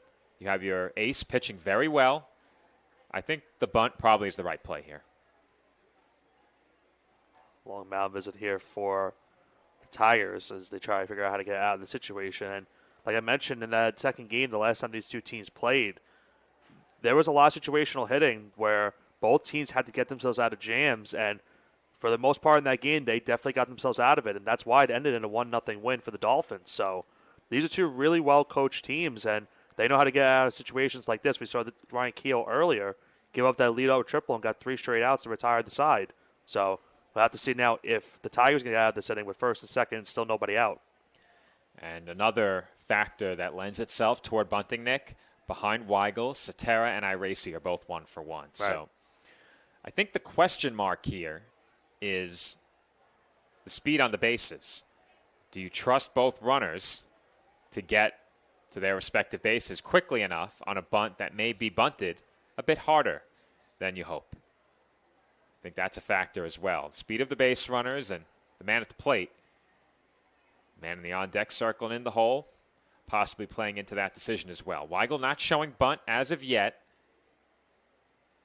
and he will square. And that's a good bunt. That ball dies on its way out toward the mound. There was nobody covering first initially, but getting over there in time was the second baseman, Serecchia. Both runners advance, and it's a successful sacrifice for Vincent Weigel. And a great sacrifice bunt there. Getting it down the first base line as well. And with that ball dying in the middle of the infield, that was a good job by Weigel to get that sacrifice. And now gives an RBI opportunity to Anthony Cetera. And as I said, Nick, the way this game has been going, both teams locked in a pitcher's duel, the two batters behind Weigel, a combined 2 for 2. The bunt's the right play there. Get 2 in scoring position and give Cetera and Iracy a chance. And Cetera with a half swing, dribbles one down the third base line. And Williams trying to knock it down on the slide, couldn't corral it. It's an RBI infield single for Anthony Cetera. Vigliotti comes in to score. Martin holds at second, and the Dolphins lead 1-0. Pretty much almost not a bunt single, but it felt like it the way that ball was going down the third base line. A half swing, as you mentioned, from Cetera. But it does the job for the Dolphins, getting them the first run of this game. Their fourth hit brings home the first run here in the bottom of the fourth, and Cetera now is 2 for 2. How about this, Nick? Heroes Day, 2 on, 1 out, and Anthony Iracy, wearing the number of his father, Anthony Iracy Sr., comes to the plate with a chance to extend CSI's lead. Iracy last time up got a nice double down the left field line. The Dolphins will try to give him an RBI on that opportunity, but as we mentioned, a great relay throw from left field got the out at the plate to retire the side. Count 1-0 on Iracy. Martin, the runner, at second. Cetera at first. Pitch on its way. And that's hit in the air. Foul territory down the first base line. And the catch is made in foul territory by Turner for the second out. Now batting the catcher, number 8, Michael Kehoe. That will bring up Michael Kehoe. Kehoe walked his first time up, was stranded in scoring position. Both teams have had their chances with runners on base in this game. That last hit on the dribbler by Cetera, the first hit for either team with a runner in scoring position. Cetera was on first when Iracy doubled into the corner. Kehoe behind 0-1 after fouling back the first pitch.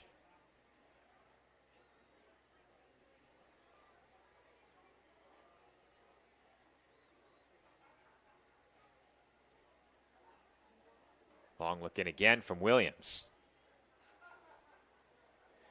He comes set ahead of the 0-1. And he'll throw over to second.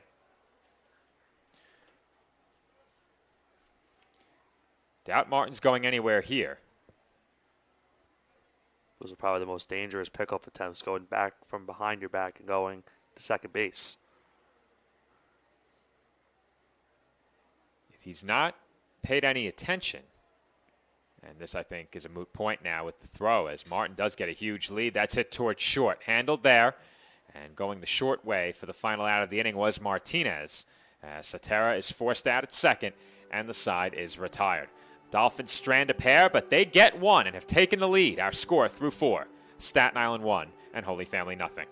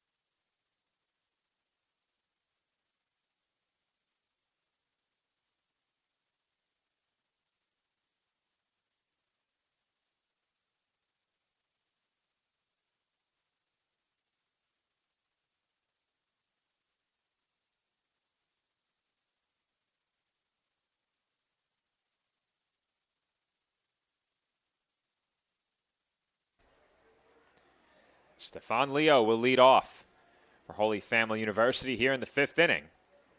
They now trail for the first time today. Our score 1-0 here at the CSI Baseball Complex. And Leo takes a strike. And Nick, thus far, Ryan Kehoe has been fantastic. He's allowed just one hit. And that one hit came back all the way in the 2nd inning, that triple from Mercedes. And that was one where there was still nobody out in the inning, and he got out of it unscathed. It kept the game scoreless up until this point. Now it's a 1-0 lead for the Dolphins, but he's looked very sharp so far here today. And the breaking ball is on the outside corner for a called strike 3. Good morning, good afternoon, and good night, as our colleague John Venezia loves to say. I've used it first, but I know John's been using it quite a bit as well, and he's done a great job for us here on Sportsnet down the stretch of the season when you and I have been absent. But 1 up and 1 down for Kehoe here in the 5th. Let's get to the dirt for ball 1 to start this at bat. Isaac Chris at the plate here. Chris 0 for 1. Kehoe now has 7 strikeouts as that pitch misses for ball 2. Have to keep check if he keeps his pace going of what his career high is in strikeouts. Now misses low on the outside for ball 3, and quickly Chris is up in the count 3-0. Comes to 3-0. That's in for a called strike.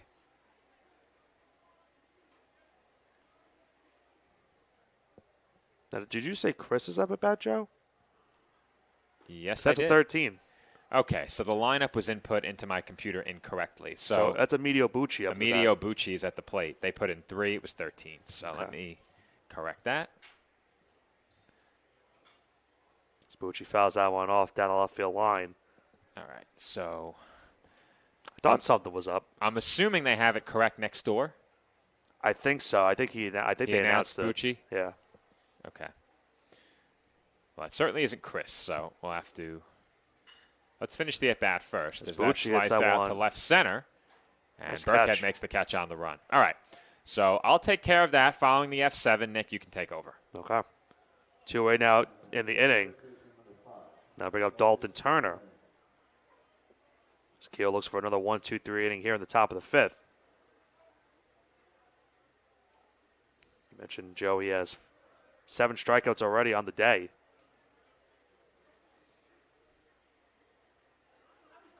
Now try to get Turner down here in the final out of this inning as Turner swings and misses on the first pitch for a strike 0-1. All right, we're good. Okay. The 0-1 from Kehoe. Hit the third. Nice dive from Weigel. He'll throw it on to first base. They got him in time, Joe. What a play.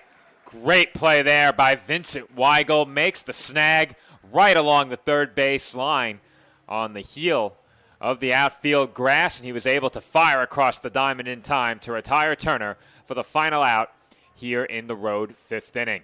Dolphins maintain their lead and will look to build upon it. Our score, Staten Island 1 and Holy Family nothing, heading to the home 5th.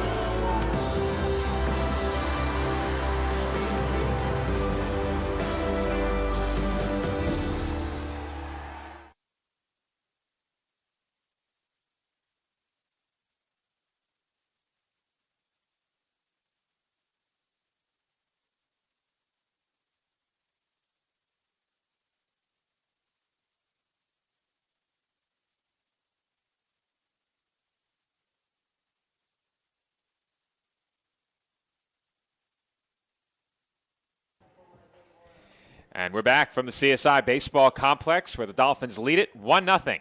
Ryan Kehoe has allowed just one base hit thus far. He's been fantastic on the mound for CSI. And on the other side, Brian Williams has been strong as well. He's allowed 4 hits, scouted across the first 4 innings. 1 run came home on that infield dribbler as the throw down nearly sailed into center field there, Nick. And you have to think also, the way that inning went for Williams, obviously gives up the dribbler down the third base line for the first run of the game. But if not for the sacrifice in that dribbler, Williams could have probably gotten out of that inning and kept the game scoreless here at the bottom of the 5th. Small ball reigning supreme thus far in this game as the Dolphins lead it 1-0. And now Nico Rodriguez will get things started for CSI here in the 5th. Keep in mind, Game 1, as always, will be 9 innings. Game 2, we will go 7. Rodriguez behind 0-1. And he takes a called strike 2. Didn't like that one. That one looked a little bit on the outside, but strike 2 nonetheless, and it's quickly 0-2 for Williams here. And I've never played baseball at a level where the umpire was behind home plate. Back when I played, they stuck the umpire behind the mound. But really? This was in CYO, yeah. Oh. Umpire was behind the mound when I played. Yeah, he was. As far as I remember, he was always behind the mound. Maybe that was in 3rd grade. We started to play real games when I was in 4th grade. So I was age 10. That's when we had balls, strikes, and walks. You didn't get unlimited swings, as that one is taken for a called strike 3. But either way, I lost where I was going. Oh, right. So with that call on the outside corner, I've always wondered, what can you say to the umpire other than telling him that pitch is outside? And he says back to you, no, it's not. What else can he say? That caught the corner. Like, I guess he could tell you it just grazed the corner, but obviously it was called a strike, and it just seems like a fruitless discussion. Any experience there? I haven't had much experience where I've had to talk to the home plate umpire about a call. I might have once, but I was like maybe 12 when that happened. I have a story for you. So I don't remember what exactly happened in the conversation. I have a good story for you. Okay. As Chris Palomini is the batter. Count is even at 1.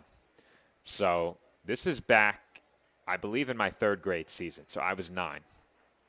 And we had a game end, and I may have told the story on Sportsnet before, but we had a game end on a play at second base. I was playing, I believe, at 3rd, maybe at shortstop. I was on the infield somewhere. Now I have a story that now I just remembered, but go ahead. So we have the final out of the game, as that's chopped down the line and just foul. Now, the umpire looked like he almost took a stumble there. Wouldn't be the first time we've seen that now. We've seen it in the past, once before. But he got up and handled it like a champ. Anyway, final out of the game at second base. I believe it was on a non-force play, so it had to have been a single that the base runner tried to extend to a double. May have been a force play. I don't believe so. Otherwise, the call would have been easy. The runner was called safe at second base when we all thought he was clearly out. The runner also thought he was clearly out. Started crying right in front of me. This is back when we're 9 years old. It's a young kid. So he made the final out at second base. He's crying. And I'm walking off the field.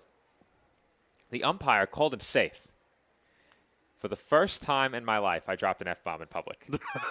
In the third grade. And I'm a saint, as that's pulled foul into the left field corner. Oh, no. Well, I was a saint. Anyway, I don't think he heard me, but I gave it an exclamation of WTF at 9 years old. I'd heard it before, and I'm not proud of that moment, but I thought it'd be humorous. That was the first time I dropped an F-bomb. This kid is crying on second base, knowing he's out, and the umpire called him safe. We ended up walking it off in extra innings, or perhaps that game ended in a tie. When we played them the second time, we walked off in extra innings. Nothing more than I hate in tie baseball. Yeah, it was a tie. It's really bad. The game ended in a tie. We called the newspaper first and said we won. As you should.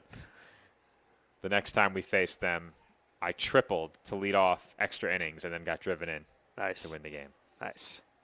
And I wasn't running very fast at that age. I was a hefty 10-year-old. 9, 10-year-old, however old I was. As that's hit toward the hole on the left side. Backhanded it short. Long throw across the diamond. Not in time. And Chris Palomini has an infield single. That was a tough play ashore for Martinez right there, trying to get the out. Had to go all the way in the hole off his backhand. Made a strong throw and almost got Palomini out at first, but he's on with an infield single.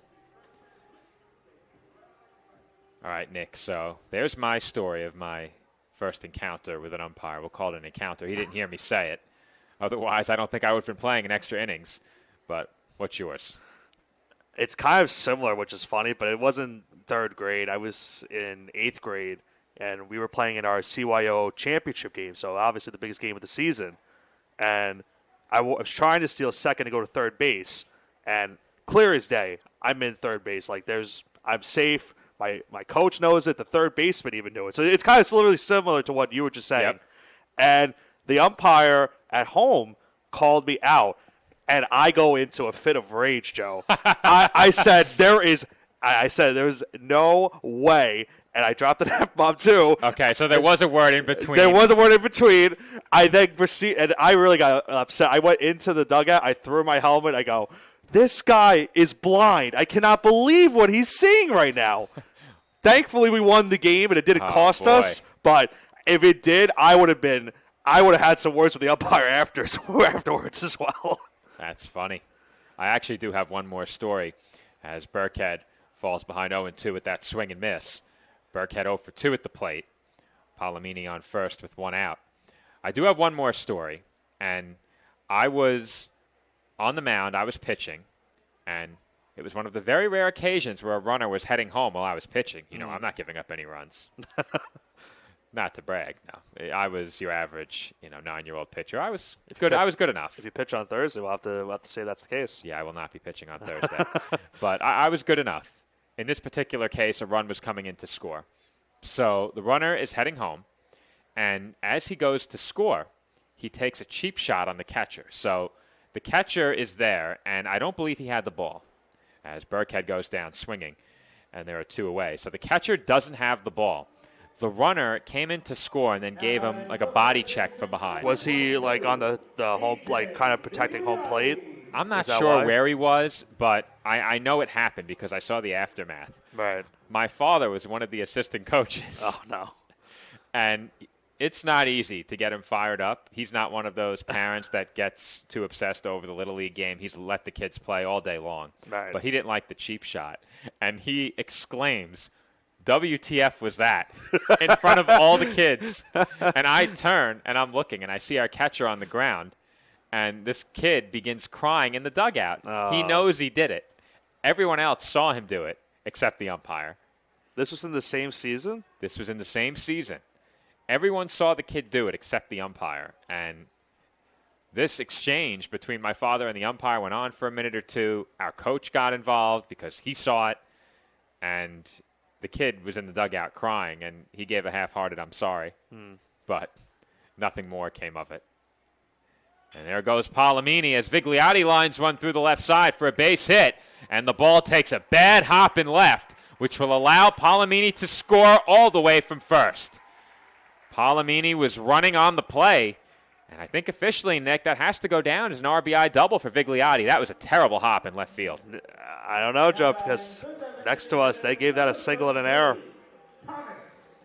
I don't think you can give an error there. That was a terrible hop. Yeah. That was a really bad hop. What do you think? I want to give him the benefit of the doubt, too, because I saw the bounce happen. He was right in front of the ball, and yeah, that was I can't give that an error. That was a horrendous hop. The ball almost hit him in the face, and there's nothing he could have done. He got the body in front of it. He was there. Right. And I certainly don't envy Leo out there in left field on that bounce. So officially that will go down as an RBI double. Palomini was running on the pitch, so he scores. And our stats program had frozen and came back from the dead, thankfully. Nice. And a special thank you to Sal Caruso, who has delivered me a couple of water bottles. I really appreciate it. Anytime, he says. Well, hopefully on Thursday we can have you back on the Dolphin Pod. We'll be doing the podcast from the dugout at the softball game. So we're going to get a chance to have everyone on video hitting. We just need to keep it PG while we're in there. Well, we'll edit out the non-PG. It won't be live. Right. We can't go live. No, we can't. We cannot go live because that'd be a bad idea. I'll be doing some good heckling, and we can't do PG heckling. That's no fun. Yeah.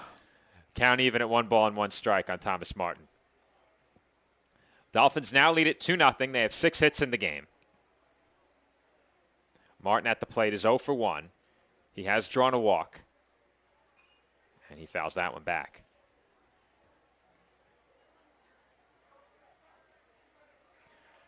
So the official scoring on that last Vigliotti ball was an RBI double. Palomini scores from first. He was running on the pitch. And if Vigliotti doesn't swing, he has stolen base number 29. He had a huge jump.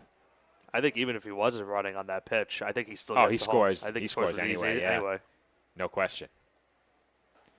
And Martin goes down swinging to end the inning. But not before the Dolphins tack on another run. They lead it 2-0 through 5.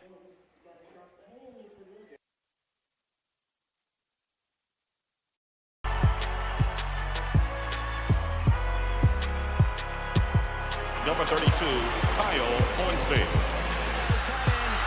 Inside the 30. Touchdown. Michaela Burgess. An incredible finish by Holmes. The NCAA and its member schools offer nearly 500,000 college athletes a path to go pro in something other than sports. Learn more at ncaa.org.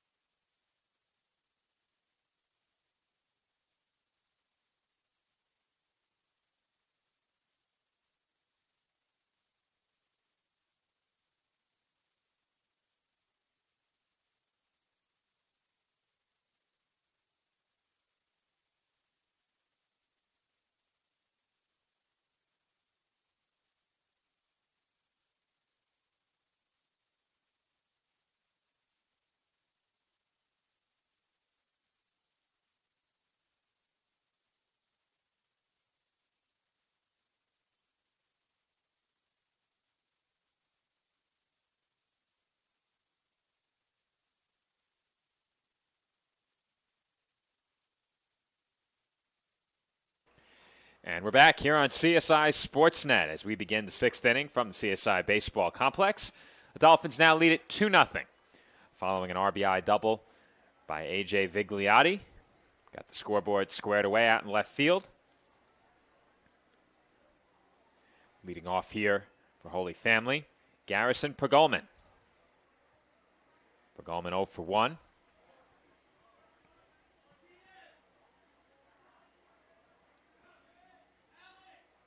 Comes the 1-1. And that's lined out toward right center field for a base hit. And that will find the gap as Iracy cuts it off. His throw in on its way to second, on line, but not in time. It's a leadoff double for Garrison Burgolman. And the Tigers have the leadoff runner in scoring position. Nice throw from right field as well from Iracy. That one definitely looked like it was going to go into the gap and be an easy double for Burgolman right there. But just had to slide in safely head first to get that double to lead off the inning. Took a very strong throw to make it close, Nick. That was a good effort by Iracy out in right field, but there's nothing more he could have done there. Got to it and got the ball in quickly. Showing bunt now is John Martinez, and he takes ball 1. And Martinez, if you remember, Joe, responsible for putting Holy Family on the board first when these two teams met for the first time this year. Hit a towering 2-run homer into left field to give the Tigers an early 2-0 lead in that game. Well, Nick, I don't remember because I wasn't there. Well, you might be watching it. I was. That is true. I was watching. Right. Though it's funny because I have absolutely zero memory of games I did not cover. And it's very hard for me to recall only what I've written in a game day story. And a lot of the time, you can't capture in a game day story exactly what happened in the game because you lose the context of having called the game. So, for example, a lot of the time you'll see an F9 in a box score. In some games, that could be a robbed home run in right field. Right. You just don't know. So unless you're there calling the action, it's very easy to miss things in the box score. Comes the 1-2, and that's high. I called a lot less baseball than I would have liked this year. In the past, specifically last year, my first full season back, I don't think I missed a game. I don't think you did either. I think you missed maybe 2. I think 2. And that's it out to left. Hit pretty well out toward the left field wall. Burkhead gives it a look, and that ball is out of here. John Martinez with a game-tying 2-run homer has leveled the score at 2. And, Nick, that ball got out of here in a hurry. Yeah, it kind of felt like the same exact type of thing that happened these first time these two teams met. As I mentioned, Martinez had a home run into left field. Ball kept carrying over that left field wall at the Ferry Hawks. That one, it originally didn't look like it was going to go over the left field wall, but as you mentioned, with the wind especially here today, that one goes over the left field wall for the 2-run homer. And just like that, Joe, brand new ball game. We're tied to 2. Martinez, the number 9 hitter in the lineup for Holy Family, has homered to even up the score. And if you take a look out toward left field, Nick, the flag is blowing very much in that direction. Yeah. And Martinez is a very capable hitter. When these two teams met the first time, he was batting cleanup for the Tigers on the seasons in that one. So now gets a spot in the 9-hit spot here for today and made the most of it with that 2-run homer.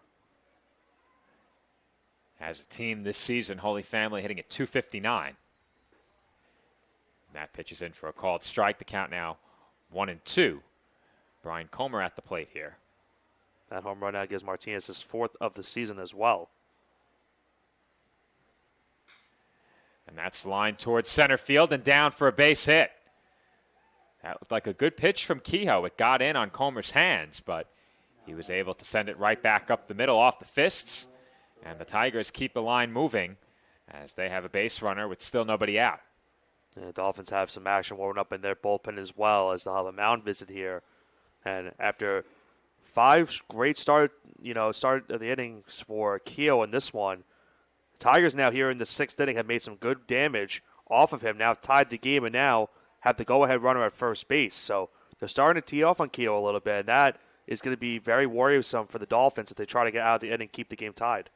I said earlier, for Dolphins pitching, it's very often been the first couple of innings that have been really tough. We have seen some disastrous first innings for Dolphins starters, but then from there, they've been strong.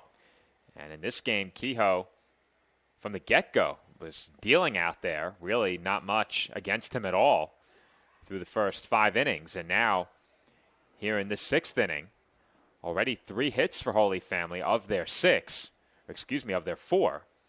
Dolphins have 6 hits, and now A chance here for the Tigers to take the lead if they keep the line moving. And thinking about it for Comer as well, getting that single. This is now the third time in the order that we've seen the Holy Family lineup getting a look at Kehoe. So that could be another factor as well. Runner was going on the pitch as that's bunted down the first base line. Kehoe has to hurry.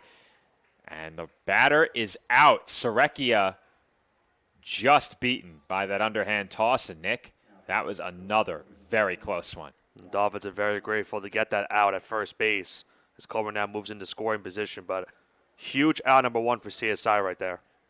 Who covered there, Vigliotti or Rodriguez? That was Vigliotti. Thank you. Those are the details you miss when you're calling the action live and scoring it. As that pitch is taken down and away by Zach Morales for ball one.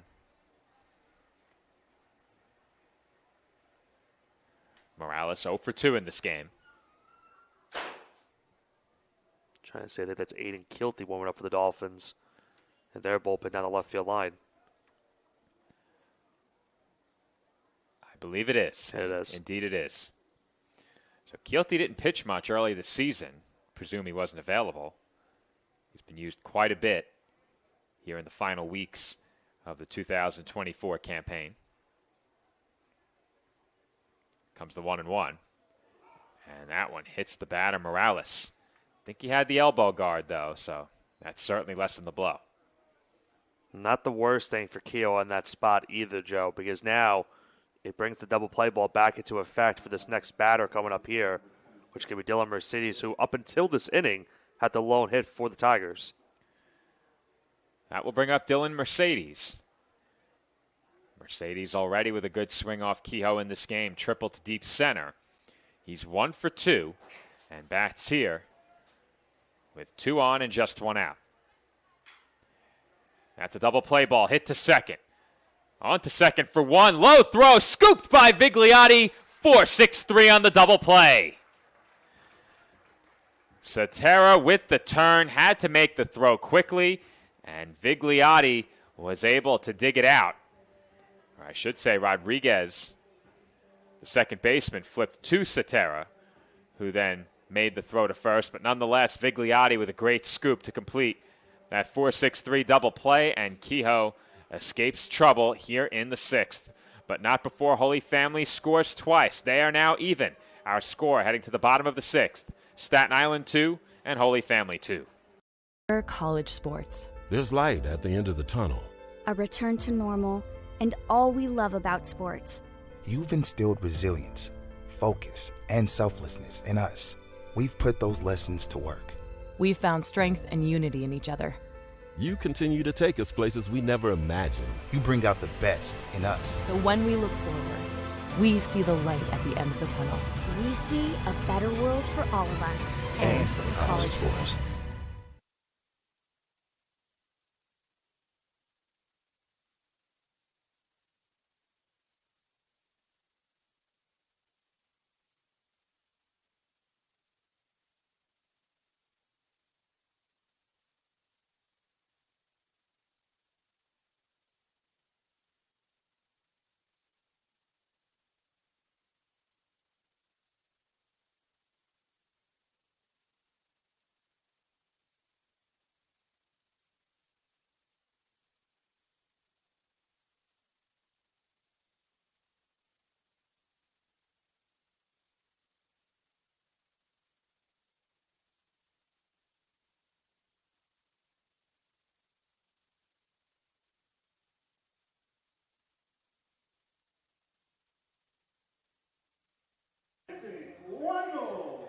Vincent Weigel will lead off for the Dolphins here in the home 6th inning.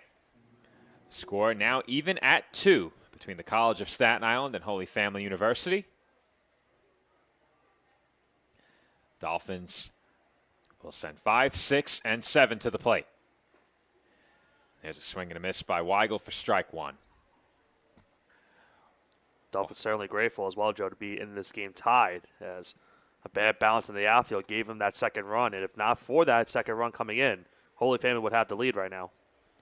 There's a big swing and a miss by Weigel for strike 2. But he may have gotten a piece. I couldn't tell if that ball ended up at the backstop. Either way, it snowballs into 2 strikes. And Nick, Both teams have had their share of good swings in this game, but the Dolphins, as you said, got their run due in large part to a bad bounce out in left field. However, that still went down as a double, as there's really nothing that the left fielder could have done on the play. Leo out there had the ball hit him in the shoulder. And then the first Dolphins run scored on an infield dribbler. Comes the 1-2, and Weigel takes out of the zone. Well, taking a look outside, you can see the wind beginning to pick up now, and you can feel the breeze coming in through the door to our right. Getting chilly out there. Yep. We haven't covered a game in weather this cool in probably a month.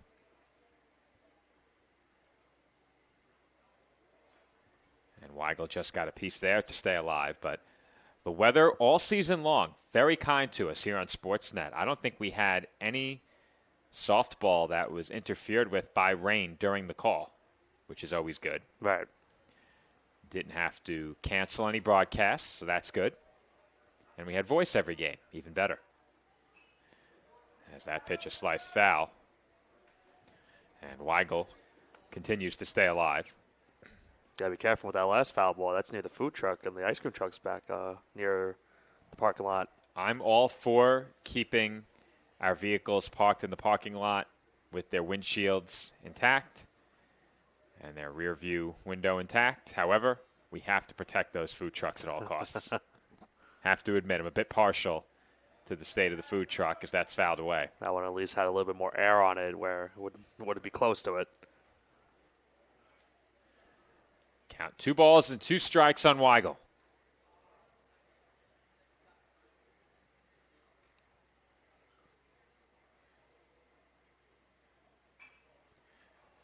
That's fouled away again. Ooh. I heard that. I didn't even see it, but I heard it. The only question is, was that a windshield or a roof? It sounded like a roof. It did. Okay. I don't think you'd hear the windshield quite the same. No. Because the ball obviously would travel through the glass. The ball's not going through the top of a car. As Weigel now has worked the count full. So how about this at bat from Vincent Weigel? A lengthy battle between he and Williams. Look to see if maybe he can work a walk right here or try to get on base with a single, give the Dolphins their 7th hit of the game. There are 2 arms in the Holy Family bullpen. We mentioned Aiden Keelty was throwing in the Dolphins bullpen. He's still down there getting ready. Here comes the payoff pitch. And Weigel looks at a called strike 3. Another one on the outside corner. Weigel thought that was ball 4. But Williams gets the benefit of the call, gets a huge first out here in the 6th. A good at-bat for Weigel nonetheless, as he takes a called strike 3. And now Anthony Cetera will be the batter. Cetera so far 2 for 2 in the day. Gave the Dolphins their first run back on the dribble down the third base line.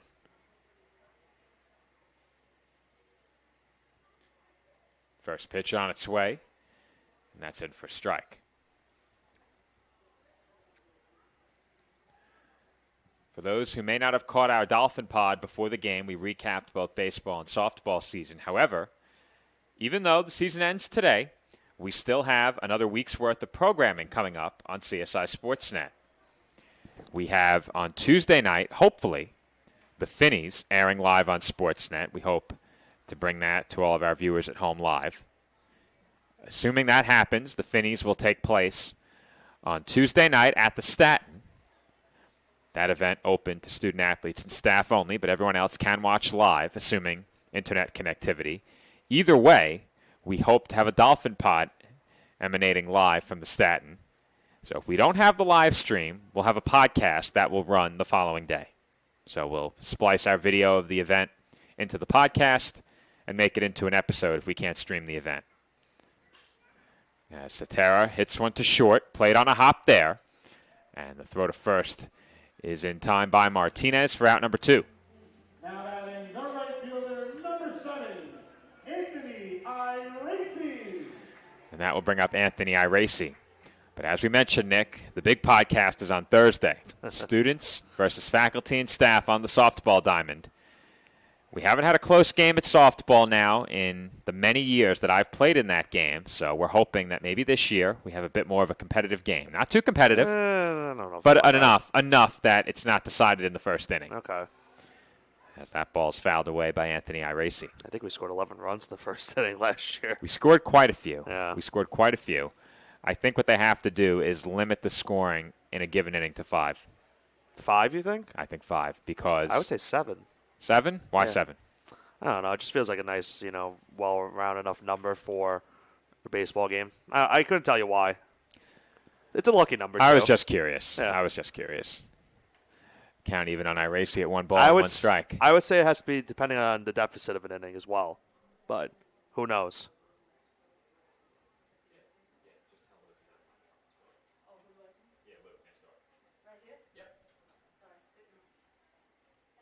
One one now to Iracy. This is inside and low for ball 2, and it's now 2-1. All right, so we have last call for 50-50 raffles coming up. You better get here quickly if you want in on some of those great prizes, Nick. Remember last year we had 2 jerseys, and one of the hangers for the jersey broke. I saw that. Oh, please. Not near the camera. Think about the trucks. Oh, not the trucks. Wait, what the question is, Joe, now, which is more important, the trucks or the camera today? The camera. Okay. The camera's always more It's important. always the camera. Did you see those sights and sounds during the pregame show? You didn't because you were behind the camera. Right. You didn't see them on the live stream, but I can't wait to go back and watch it later. Oh, boy. Oh, no. Ooh. It just gets worse and worse. Oh. It just sounds like we're reacting to nothing on our headsets because you can't hear the sound of those baseballs hitting vehicles. I'm about to just take the camera outside, just record it with the handheld, and just do It is over wireless, again. Nick. You can go pretty far. We tested that camera preseason, and we can get video from all the way out by the dorms. All the way in the roundabout in front of the dorms, we can get video from there. And I think during basketball next season, we need one of our new interns, and we have a lot of interested applicants for the internships. We've had at least 5 or 6, so that's great. Whether or not it works out remains to be seen. But we've had at least 5 or 6, and perhaps on a given game day, we'll bring in more than one and have one of those interns getting us video from around the gym, perhaps around the soccer pitch. You never know where our interns may be taken with our camera. Either way, Iracy goes down on strikes, and the Dolphins are turned aside here in the 6th. Our score, Staten Island 2, Holy Family 2. Across divisions, sports, championships, and schools for nearly 500,000 student athletes. College sports create lifelong opportunity, and that starts with education. We've raised the academic bar, so more are earning degrees, creating healthier campuses by working with the nation's brightest minds, and making sure more have the chance to succeed and are supported on their journey. But beyond the numbers, it's about opportunity, and we're working to provide it for every student athlete.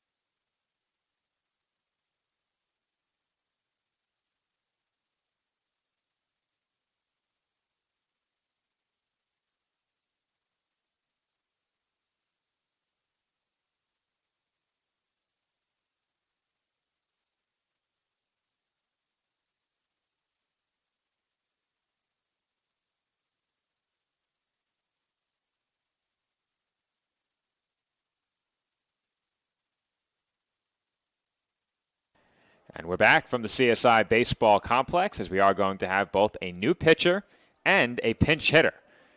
To open up the road 7th, the new pitcher for the Dolphins is Aiden Keelty. And the first batter he will face is Alex Camilo. Now we're going to put him in as the left fielder and hope that is indeed the case. We'll have to keep our eyes out in the bottom half of the inning, see where he goes. Well, we have the binoculars in the room next door, so perhaps I can use those. So that pitch is in for a strike. And Nick, when the day ends today, we're going to have quite the lengthy cleanup here in the box. We need to empty the garbage pails to the pail outside to make sure they take the trash. We have to get all the equipment back to the building. Fill out our timesheets up there. Got to get those on-field speakers behind home plate as well. Yep, we'll take care of that between games. So what you and I will do between games is go break down the sound system on field level, as that's chopped foul, and the count is even at 2-2. But you and I will head down to the field. We'll break down the sound system. We'll break down the speaker. We'll get that out to my car, and we'll see how much more we can afford to break down following the first game. Make the job a bit easier after game 2. That ball's hit sharply through the right side for a base hit. And it's a leadoff single for Alex Camilo. Camilo coming right off the bench, gets a base hit into right field. That's now the 5th hit of the game for the Tigers. As Keelty now gives up the leadoff base runner. We'll see what Emilio Bucci does here. Maybe a potential bunt opportunity to try to move the runner into scoring position. Bucci 0 for 2. With the way this game has gone, Nick, I think you're right on track. There's a good chance we see a bunt, especially with a lefty at the plate. Makes it a bit easier. But he's swinging away. He swung away to that play. And that's your number 6 hitter, so a hitter that perhaps you might ask to bunt. Bucci, as I mentioned, 0 for 2 with a strikeout. That was against Ryan Kehoe. Aiden Keelty pitching for the Dolphins now. That swung on and missed. A big swing and a miss right there from Bucci. He was looking to do some damage with that swing. Bucci behind 0-2 now. The bunt obviously off the table here. And they'll check on the runner at first.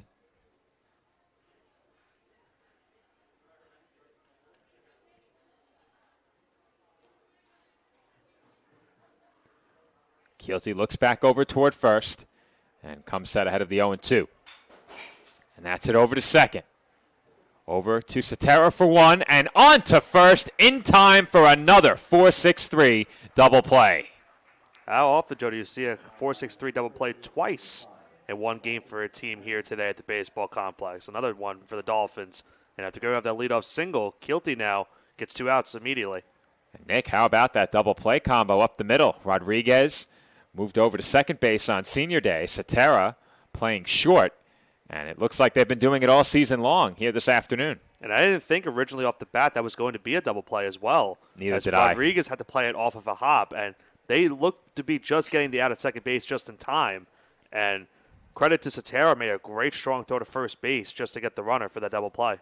I'm with you, Nick. I didn't think they hit it hard enough, but credit to Rodriguez and Cetera as they turn the second double play for the Dolphins in this game. The last one brought the 6th inning to a close. This one gets the first 2 outs here in the 7th.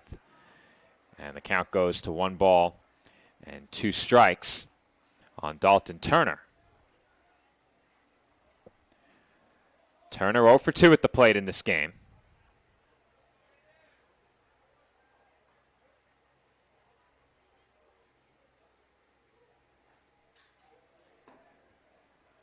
And the batter offered despite being hit by the pitch. So we were waiting for the official call, but Turner, it might have hit the bat, who was hit by the pitch, offered at it, and he is down on strike. So that will do it for Holy Family in the 7th. Aiden Keelty faces the minimum, and the Dolphins will come to bat with a chance to take the lead after this break.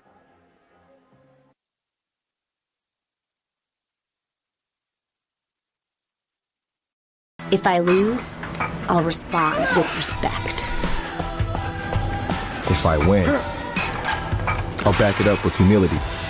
If I fail, I'll rise up with honor. It's tough for us to put it all on the line.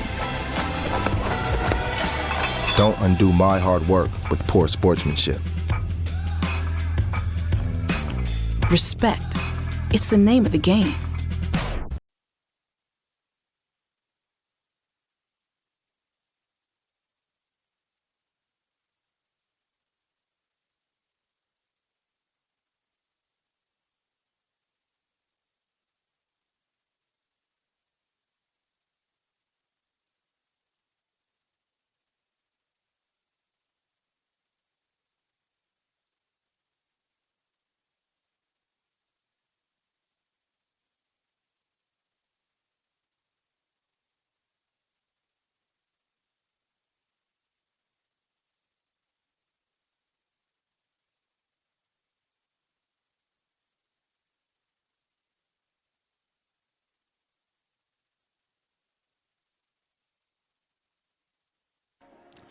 And we are back from the CSI Baseball Complex. And, Nick, I made a mistake earlier in the game. Well, it looks like, Joe, that now we're going to have 2 7-inning games. And remember, when these two teams met the first time, they were both 7-inning doubleheader games. So it looks like we're going to have the case here. And that means the Dolphins can walk it off here in game number 1. And if you remember how that game 2 ended between these two teams, the Dolphins got a leadoff single, got the runner into scoring position on a wild pitch, and then Nico Rodriguez would walk it off with an RBI single. There is a good chance deja vu could happen again here, Joe. It will be 8-9-1 in the inning. Kehoe, then Rodriguez, and then Palomini. So if Kehoe can get into scoring position, Rodriguez has a chance once again to walk it off for CSI here in this game 1. We'll see what happens. Now, it's a good thing that we confirmed during the break how long this game would be. It would have been very awkward if the Dolphins walked it off and we weren't aware, but... Wait a minute. Yeah, I completely forgot. It's been so long since I covered a non-conference doubleheader that I didn't remember. Both games are 7 in the non-conference doubleheaders. I completely forgot those 2 games at the Ferry Hawks were 2 7s. That first game was a lot longer because of the final score, so that's why I felt like it was a 9-inning game. Yeah. So the Dolphins will have a chance to win it here in the home 7th inning. And Nick, this game has been lightning fast. No complaints here. No complaints. If they play a second game at this pace, I'll be able to make it to the coverage of my client's game tonight, and they'll have some free help. And that is caught in foul territory. What a play. Over at first base, fully extending into foul ground was Dalton Turner. And Kehoe is retired. A great play from Dalton Turner right there. In foul ground, made the jump up to make the catch. A nice out number 1 recorded for the Tigers here in the 7th. Ian Malone is the new pitcher for Holy Family. He came on in relief of Brian Williams, who went 6 strong innings. Staying in to play left field was the pinch hitter from the previous inning, Alex Camilo. Dolphins, heading into this inning, had 8-9-1 due up. As you mentioned, Nick, Kehoe retired, and now Nico Rodriguez is behind 0-2. I think the Tigers are certainly happy to see no runner on base for Rodriguez here. He'll try to get on at least to potentially bring home the winning run for the Dolphins if he can get on. But quickly behind the count, 0-2. That one almost hit the top of his helmet. I think he's probably happy it didn't. Now, if it grazes you and you don't feel it, I thought it did for a second. That's a free base. Right. But obviously you never want to take a baseball to the helmet under any circumstances. So now the count goes to 1-2 here. And Rodriguez takes outside. And you have to be careful. The way this game has gone, a lot of outside pitches have been called for strike 3. So that's a tough, take right there from Rodriguez, and got the benefit of the call. Now the count evens at 2. They call that a stone-cold take, Nick. And now he works the count full. So from 0-2 to 3-2 now. And Rodriguez, we know, has good base running ability as well. So it could be dangerous, especially with the top of the lineup on deck for the Dolphins. You do not want to walk Rodriguez. And they do. And they do. And they do. Yep. The Dolphins will take it. Winning run on base, 1 out. And Chris Palomini will be the batter. And think about the scenario, too. Now, Rodriguez, I think, on the season is 2 for 3 on stolen base attempts. You correct me if I'm wrong, but how about for Palomini now here, especially on the day that we're having for Heroes Day? If he could walk it off, couldn't write a very much script. Rodriguez is 3 for 6 trying to steal bases. 3 for 6, okay. I wanted to emphatically and in a deadpan tone say, you're wrong. But I don't know why I thought he was 2 for 3. I think on Tuesday I read 2 for 3. Maybe it was it's possible. It wasn't updated. It's possible. I don't remember him stealing. Maybe he got it. Maybe I guess he stole. In fact, I might be able to tell you every base he's stolen. Okay. As that's taken up and away, throw behind Rodriguez at first, not in time. Let's see if we track that. We do not. I couldn't remember.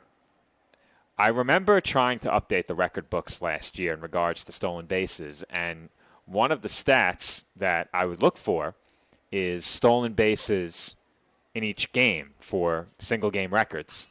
As that's lined through the middle for a base hit, Rodriguez will take the turn and stop at second base. And a wise decision right there. The Dolphins have already had a runner thrown out on a base running mishap. So now Brian Burkhead will have an opportunity for the Dolphins here to walk it off. Let's see if we have base running stats on the full bio out of curiosity. Might have to wait, but Brian Burkhead is the batter here. And he will come to the plate with 2 on and 1 out. And that will prompt a conference at the mound for Holy Family. Game on the line in this spot. Once again, in case you missed it, this game will be 7 innings. Originally, we mistakenly said that the first game would be 9. However, that only applies to conference doubleheaders. Thankfully, Marquise, as I mentioned, was able to tell us beforehand going into this bottom half of the inning. So we do have stolen bases by game. And attempts as well. You have to go to the player bio to get that information. Right. That being said, you'll only have it for the current year. Unless there's a button here somewhere that allows us to change that. I'm not sure there is. All right, so Rodriguez did steal a base against Caldwell. He was 1 for 2. He was 0 for 1 against the Delphi, and then his last stolen base before that was against Deauville. And that was on the road. Okay. So there has been a couple since I read this. There's been 2. Okay. There's been 2. Though you probably read it during the Malloy series. I remember reading it against Delphi. Then it must have been going into the game. Yeah. Going into the game, you would have been correct. He was 2 for 4 going into that. No, 2 for 3. You're right. 2 for 3 going into that game. You were good. And Brian Burkhead, the batter, takes down and in for ball 1. Burkhead 0 for 3. No better time for his first hit here. A base hit now could win it for the Dolphins. And danger's at bat, too, because if he were maybe able to work a walk, that loads the bases for A.J. Vigliotti. So this is an all-important out the Tigers need. And Burkhead fouls that one straight back.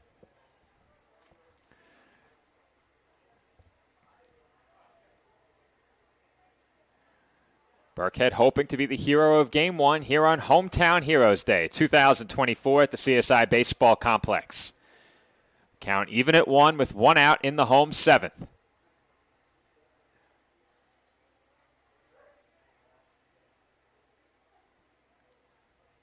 Look towards second, and the pitch on its way as that's off the outside corner.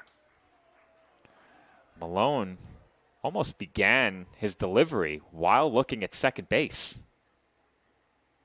It's got to be tough. No. Also, is that legal? I don't know. I guess so. Runners dancing off the bases, and Palomini is picked off at first. That's an out that cannot happen for the Dolphins right there. Well, that will not go down as a caught stealing. Chris is still perfect. But that's a 1-3 pickoff. And that one hurts if you're the Dolphins. Now it brings 2 outs in the inning, so.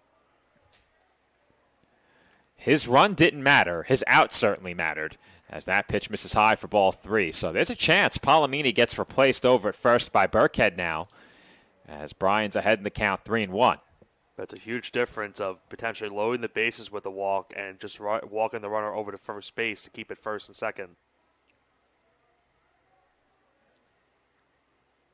comes the 3-1, and we'll have to wait as Malone will throw to second. So you have to wonder as well, was a double steal on ahead of that pitch? It looked like both runners were about to go. Rodriguez was making a good notion that maybe he was going to go to third base. I wonder if they discussed on what pitch they would look to run or in what counts, because there was that conference at the mound for Holy Family. The Dolphins got a chance to talk things over as well, as Burkhead will draw the walk. So he replaces Palomini over at first base, and that will bring up A.J. Vigliotti. And that pickoff now looming largely in this inning. If Burkhead had walked before the caught steal, and that would have loaded the base, which was just one out. But with the caught steal, or the pickoff, and now makes it first and second still. Now this time 2 away in the inning, but now Vigliotti will have the opportunity for the Dolphins to potentially walk it off. Well, the Dolphins have the man at the plate they would want in a spot like this. 2 outs and 2 on in the 7th. A base hit can still win it for the Dolphins in a tie game. Vigliotti gets ahead 1-0 on the first pitch, up and in. AJ 2 for 3 in this game. Has extended his batting average a bit further above the 300 mark.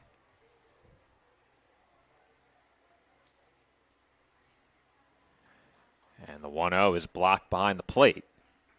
And you can see immediately this at bat right now from Malone. Threw one inside, then threw one on the outside. He's not trying to give Vigliotti anything to hit in this at bat. No relief in the on-deck circle. Thomas Martin would be next. Malone in a tough spot here behind 2-0. And they move in behind the runner at second as Rodriguez is back. This is a tough spot for Malone because we know Vigliotti, when up in the count, likes to swing. And this could be a pitch right here that he might try to walk it off. So we'll have to see what Malone does. Comes the 2-0. And Vigliotti takes ball 3. So AJ now ahead in the count, 3-0. And with one more out of the zone, the bases are loaded for Thomas Martin. And they'll have nowhere to put him, as Vigliotti swings 3-0 and fouls it away. I was surprised. I didn't know if they were going to give him the green light or not. I think he's probably one of 3 or 4 Dolphins who get the green light 3-0. Vigliotti had such a huge season last year. Another strong season this year. And he hits one in the air, foul, and into the seats. Well, how about this spot right here, Joe? Full count, 3-2, 2 outs of the inning. Runners will be going. If Vigliotti either gets a walk and load the bases or gets a single, we'll walk it off for CSI in the spot. Well, a base hit here will certainly win it now. Only a hit of the infield variety would fail to score a run. Let's see if he gets it down that first base line. Big gap between right center field. And they'll throw behind the runner again. The Tigers have kept a close eye on CSI base runners. Dolphins haven't done much on the base paths in this game. At the very least, they've drawn some attention, drew an errant pickoff attempt, but not much more than that. Here comes the payoff pitch. Runners going, and Vigliotti takes outside for ball 4. And the Tigers wanted that call. They do not get it. And they've gotten the benefit of that call for the most part of this game. That one just missing on the outside corner. Great stone cold take, as you mentioned earlier on. This time for Vigliotti, now loads the bases. And an opportunity for Thomas Martin on his final doubleheader of his Dolphin career. Potential for a walk-off. Bases loaded, 2 outs, bottom half of the 7th. And Martin hits one in the air out to straightaway center. Camped underneath it and waiting to make the catch and end the inning is Comer, as the Dolphins will strand the bases loaded in the home 7th. We head to extra innings at the CSI Baseball Complex. Our score tied at 2.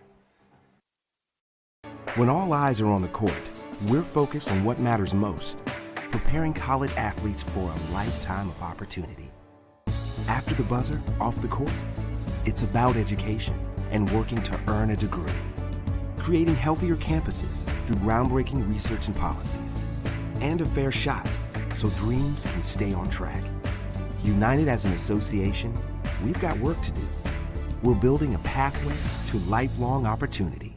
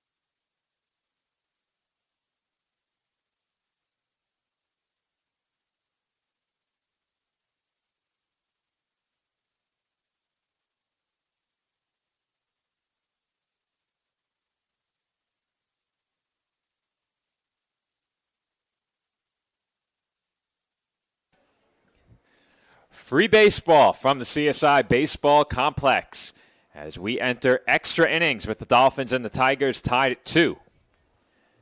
Due up for Holy Family here in the road 8th. 8, 9, and 1, Pregulman, Martinez, and Comer. As very quickly, Aiden Keelty gets ahead of Garrison Pregulman, 0-2. Trying to see what the Dolphins have warming up in their bullpen as well right now. That's Alex Martinez warming up. We've seen a lot of Martinez this year as that pitch is taken down and in. As I mentioned, Holy Family is also familiar with Martinez from their previous encounter earlier on in the year. Count now 1-2.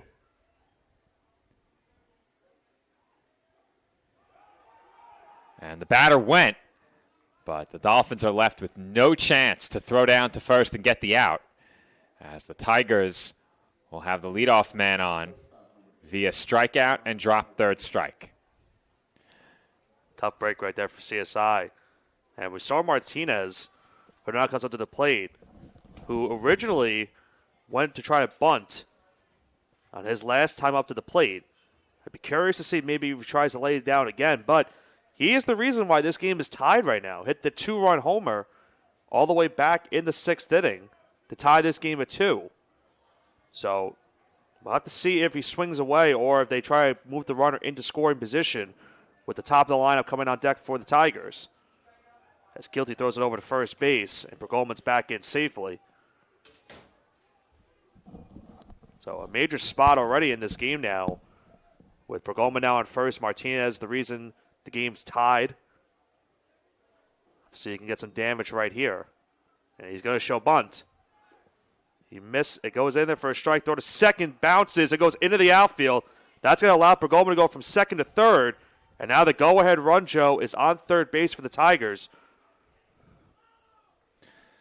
So Pregulman steals second and will take third on the throwing error by Kehoe as that one skipped in and over the glove of the covering Cetera.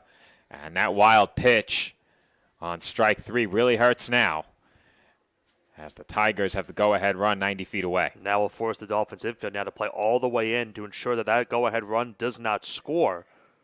But now this is the second time in this game where the Tigers have had a runner on third, nobody out in the inning. They were not able to score the first time this happened. They'll need to try to do it here once again. And for Aiden Keelty, if he can get a strikeout here, he's got Martinez in a count of 0-2.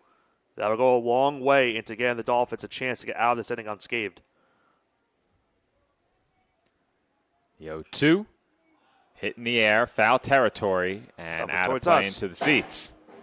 Very close. Almost a souvenir for us, Nick. Almost. I think you've had enough of souvenirs near the press box. Yeah, I've had enough. Especially ones that end up near the window. I was close to the window. Just by a couple rows. And there's a big swing and a miss for strike 3. as Martinez goes down swinging, and the runner will have to stay put over at third, as the Dolphins will keep the infield in. Brian Comer will be the batter. Comer got a single his last time up to the plate. And we'll have to see how much longer Kilty goes in this game. I would think if a walk happens in this at-bat, Joe, they potentially put the double play ball back in effect for the Dolphins. You most likely would see Alex Martinez try to get CSI out of this jam. And that ball is bunted foul. So Comer trying to bunt the runner in, sent one down the third base line. The Dolphins appeared ready. The big question is who was going to cover the plate there. I think Kilty was going to have to. Kilty, yeah. Yeah, it looked like he was going to have to be the one. It's the old suicide squeeze. Count 0-1. We'll see if Comer does it again here on 0-1.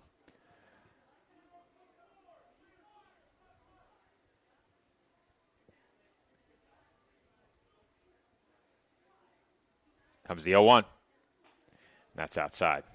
I think a dangerous thing, too, for CSI is if you look where the Dolphins' middle infielders are, they're pretty much playing directly close to the Dolphin corner infielders. So if Comer can get a dribbler up the middle, that will bring home that run from third with ease. That pitch misses in the dirt. Well, that was a lot of frantic waving and signaling and screaming for not much. The ball didn't get very far, and I think initially Comer was trying to wave his man home from third. He originally did, then he told him to stop. Okay, good. If you're a fan of the Tigers. Anyway, the Dolphins may have welcomed an attempt to score there. Count 2-1. And that misses for ball 3. Kehoe couldn't believe it. But again, I don't think a walk is not the worst thing in this spot for CSI. If it were to happen, they've already turned 2 double plays. Could have a chance of a potential 3, but now 3-1 to Comer. And that's hit over to second, and the runner is forced to hold at third. Great job by Nico Rodriguez as he gets the out at first, and there are 2 away. Rodriguez was in the right place at the right time. Comer hit it into the most perfect spot for the Dolphins infield, and they are now 1 out away again, Joe, getting out of the runner on third and nobody out in the inning. And that was absolutely huge for the Dolphins, who can now move the infield back.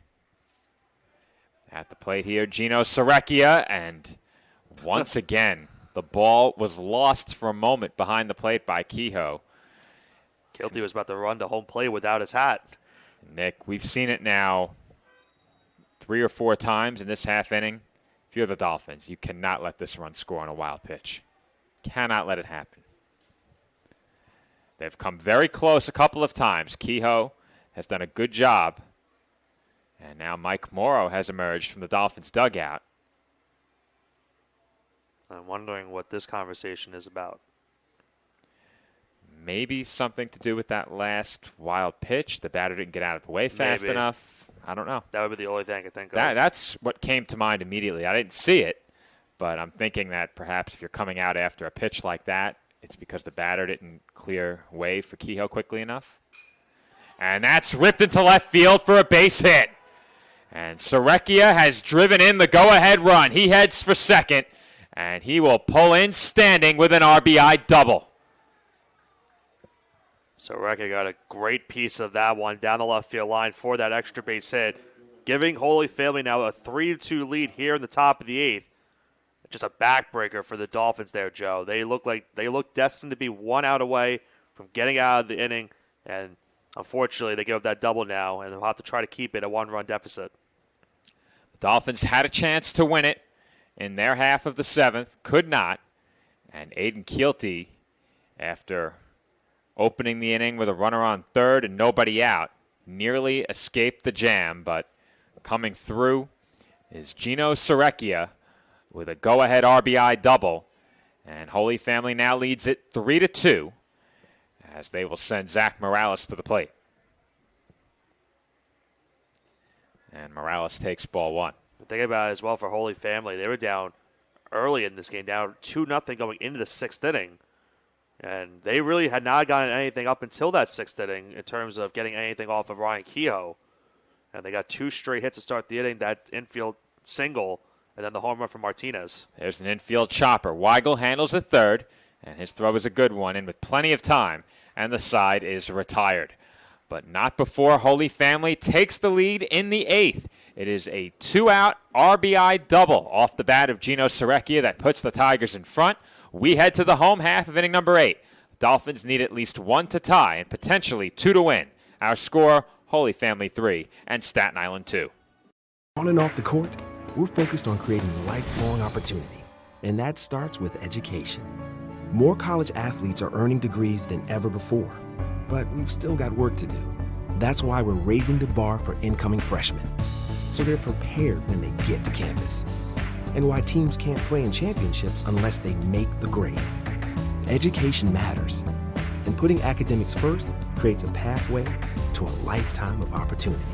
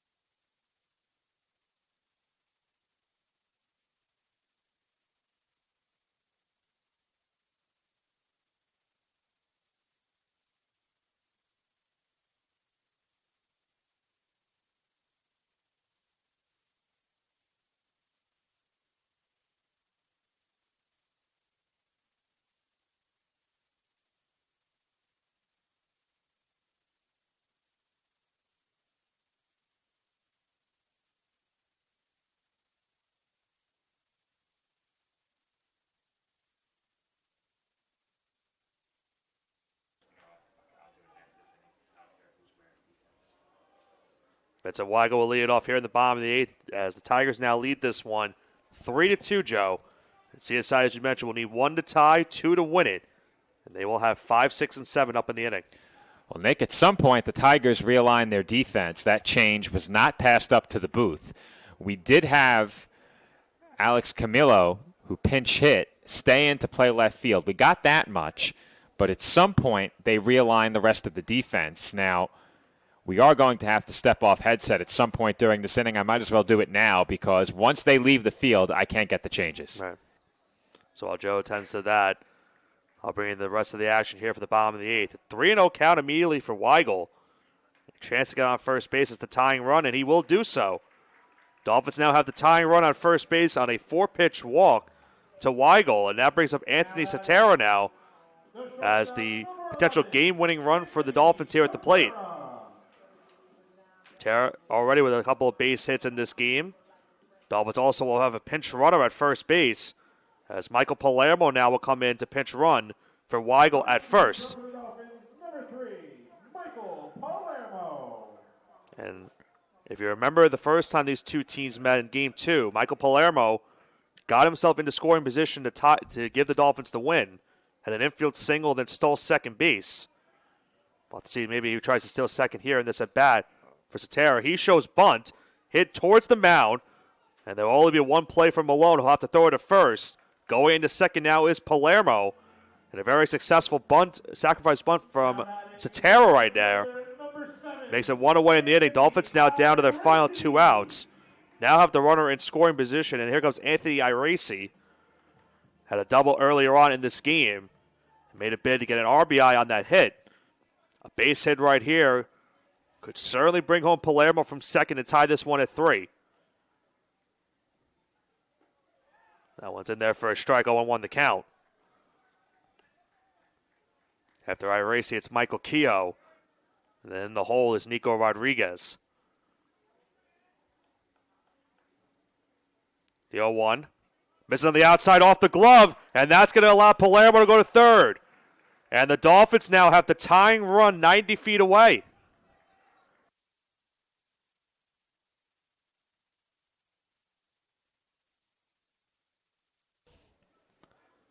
So now the infield will have to move in for the Tigers here to avoid the runner from third scoring. And now just a fly ball into the outfield for Iracy will tie this game at 3.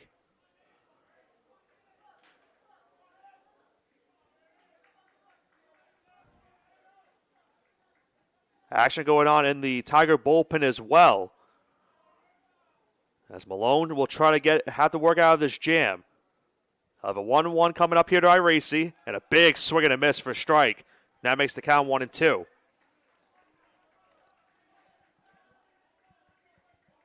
A huge pitch here. Malone can get the strikeout, get the second out of the inning. Iracy trying to at least get the ball into play into the outfield. And he hits this one deep down the left field line. It is carrying, but it goes foul. Iracy certainly wanted a home run bid right there. But just going foul down that left field line keeps the count 1-2.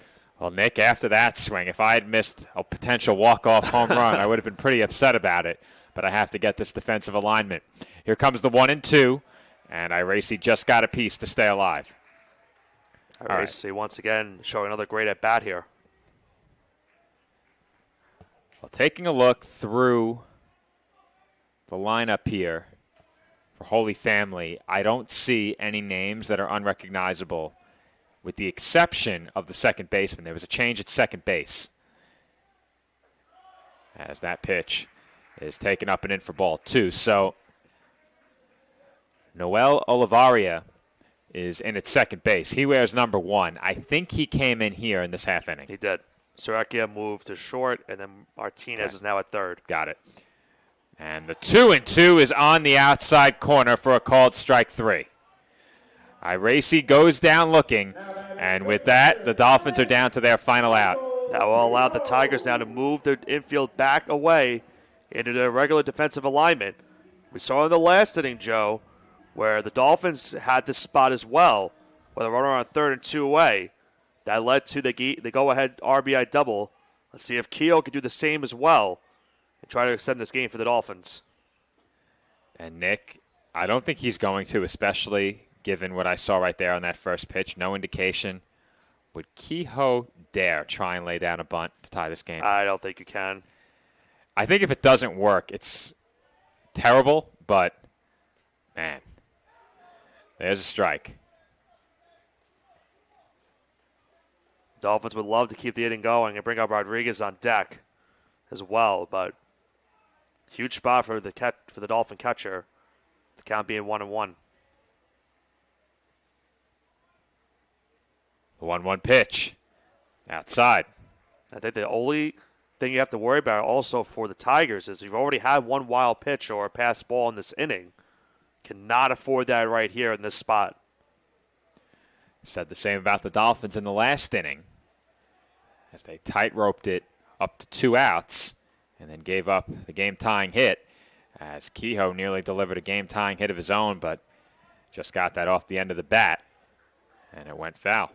Now the Dolphins down to their final 2 strikes. The final strike is now 2-2. Count even at 2. Tying run stands at 3rd. 2 outs here in the home 8th as we play on in extra innings. Here comes the 2-2 pitch. And did he go?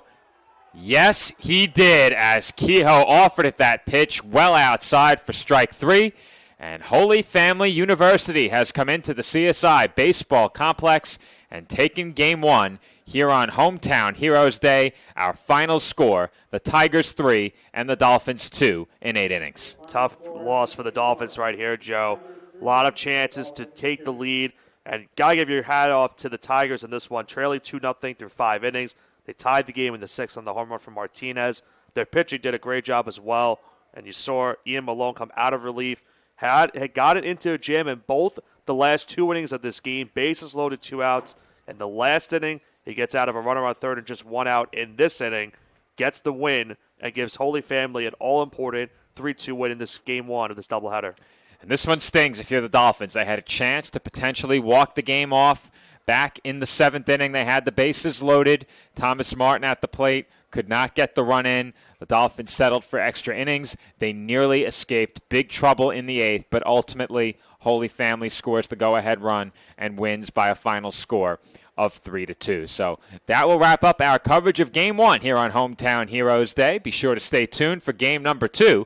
That will be our final broadcast of the 2024 season here from Baseball in the Press Box. Once again, my name is Joe Foreman, alongside my broadcast partner, Nick Bavona. Tune back in on the ECC Network for coverage of Game 2 between the Dolphins and the Tigers coming up next.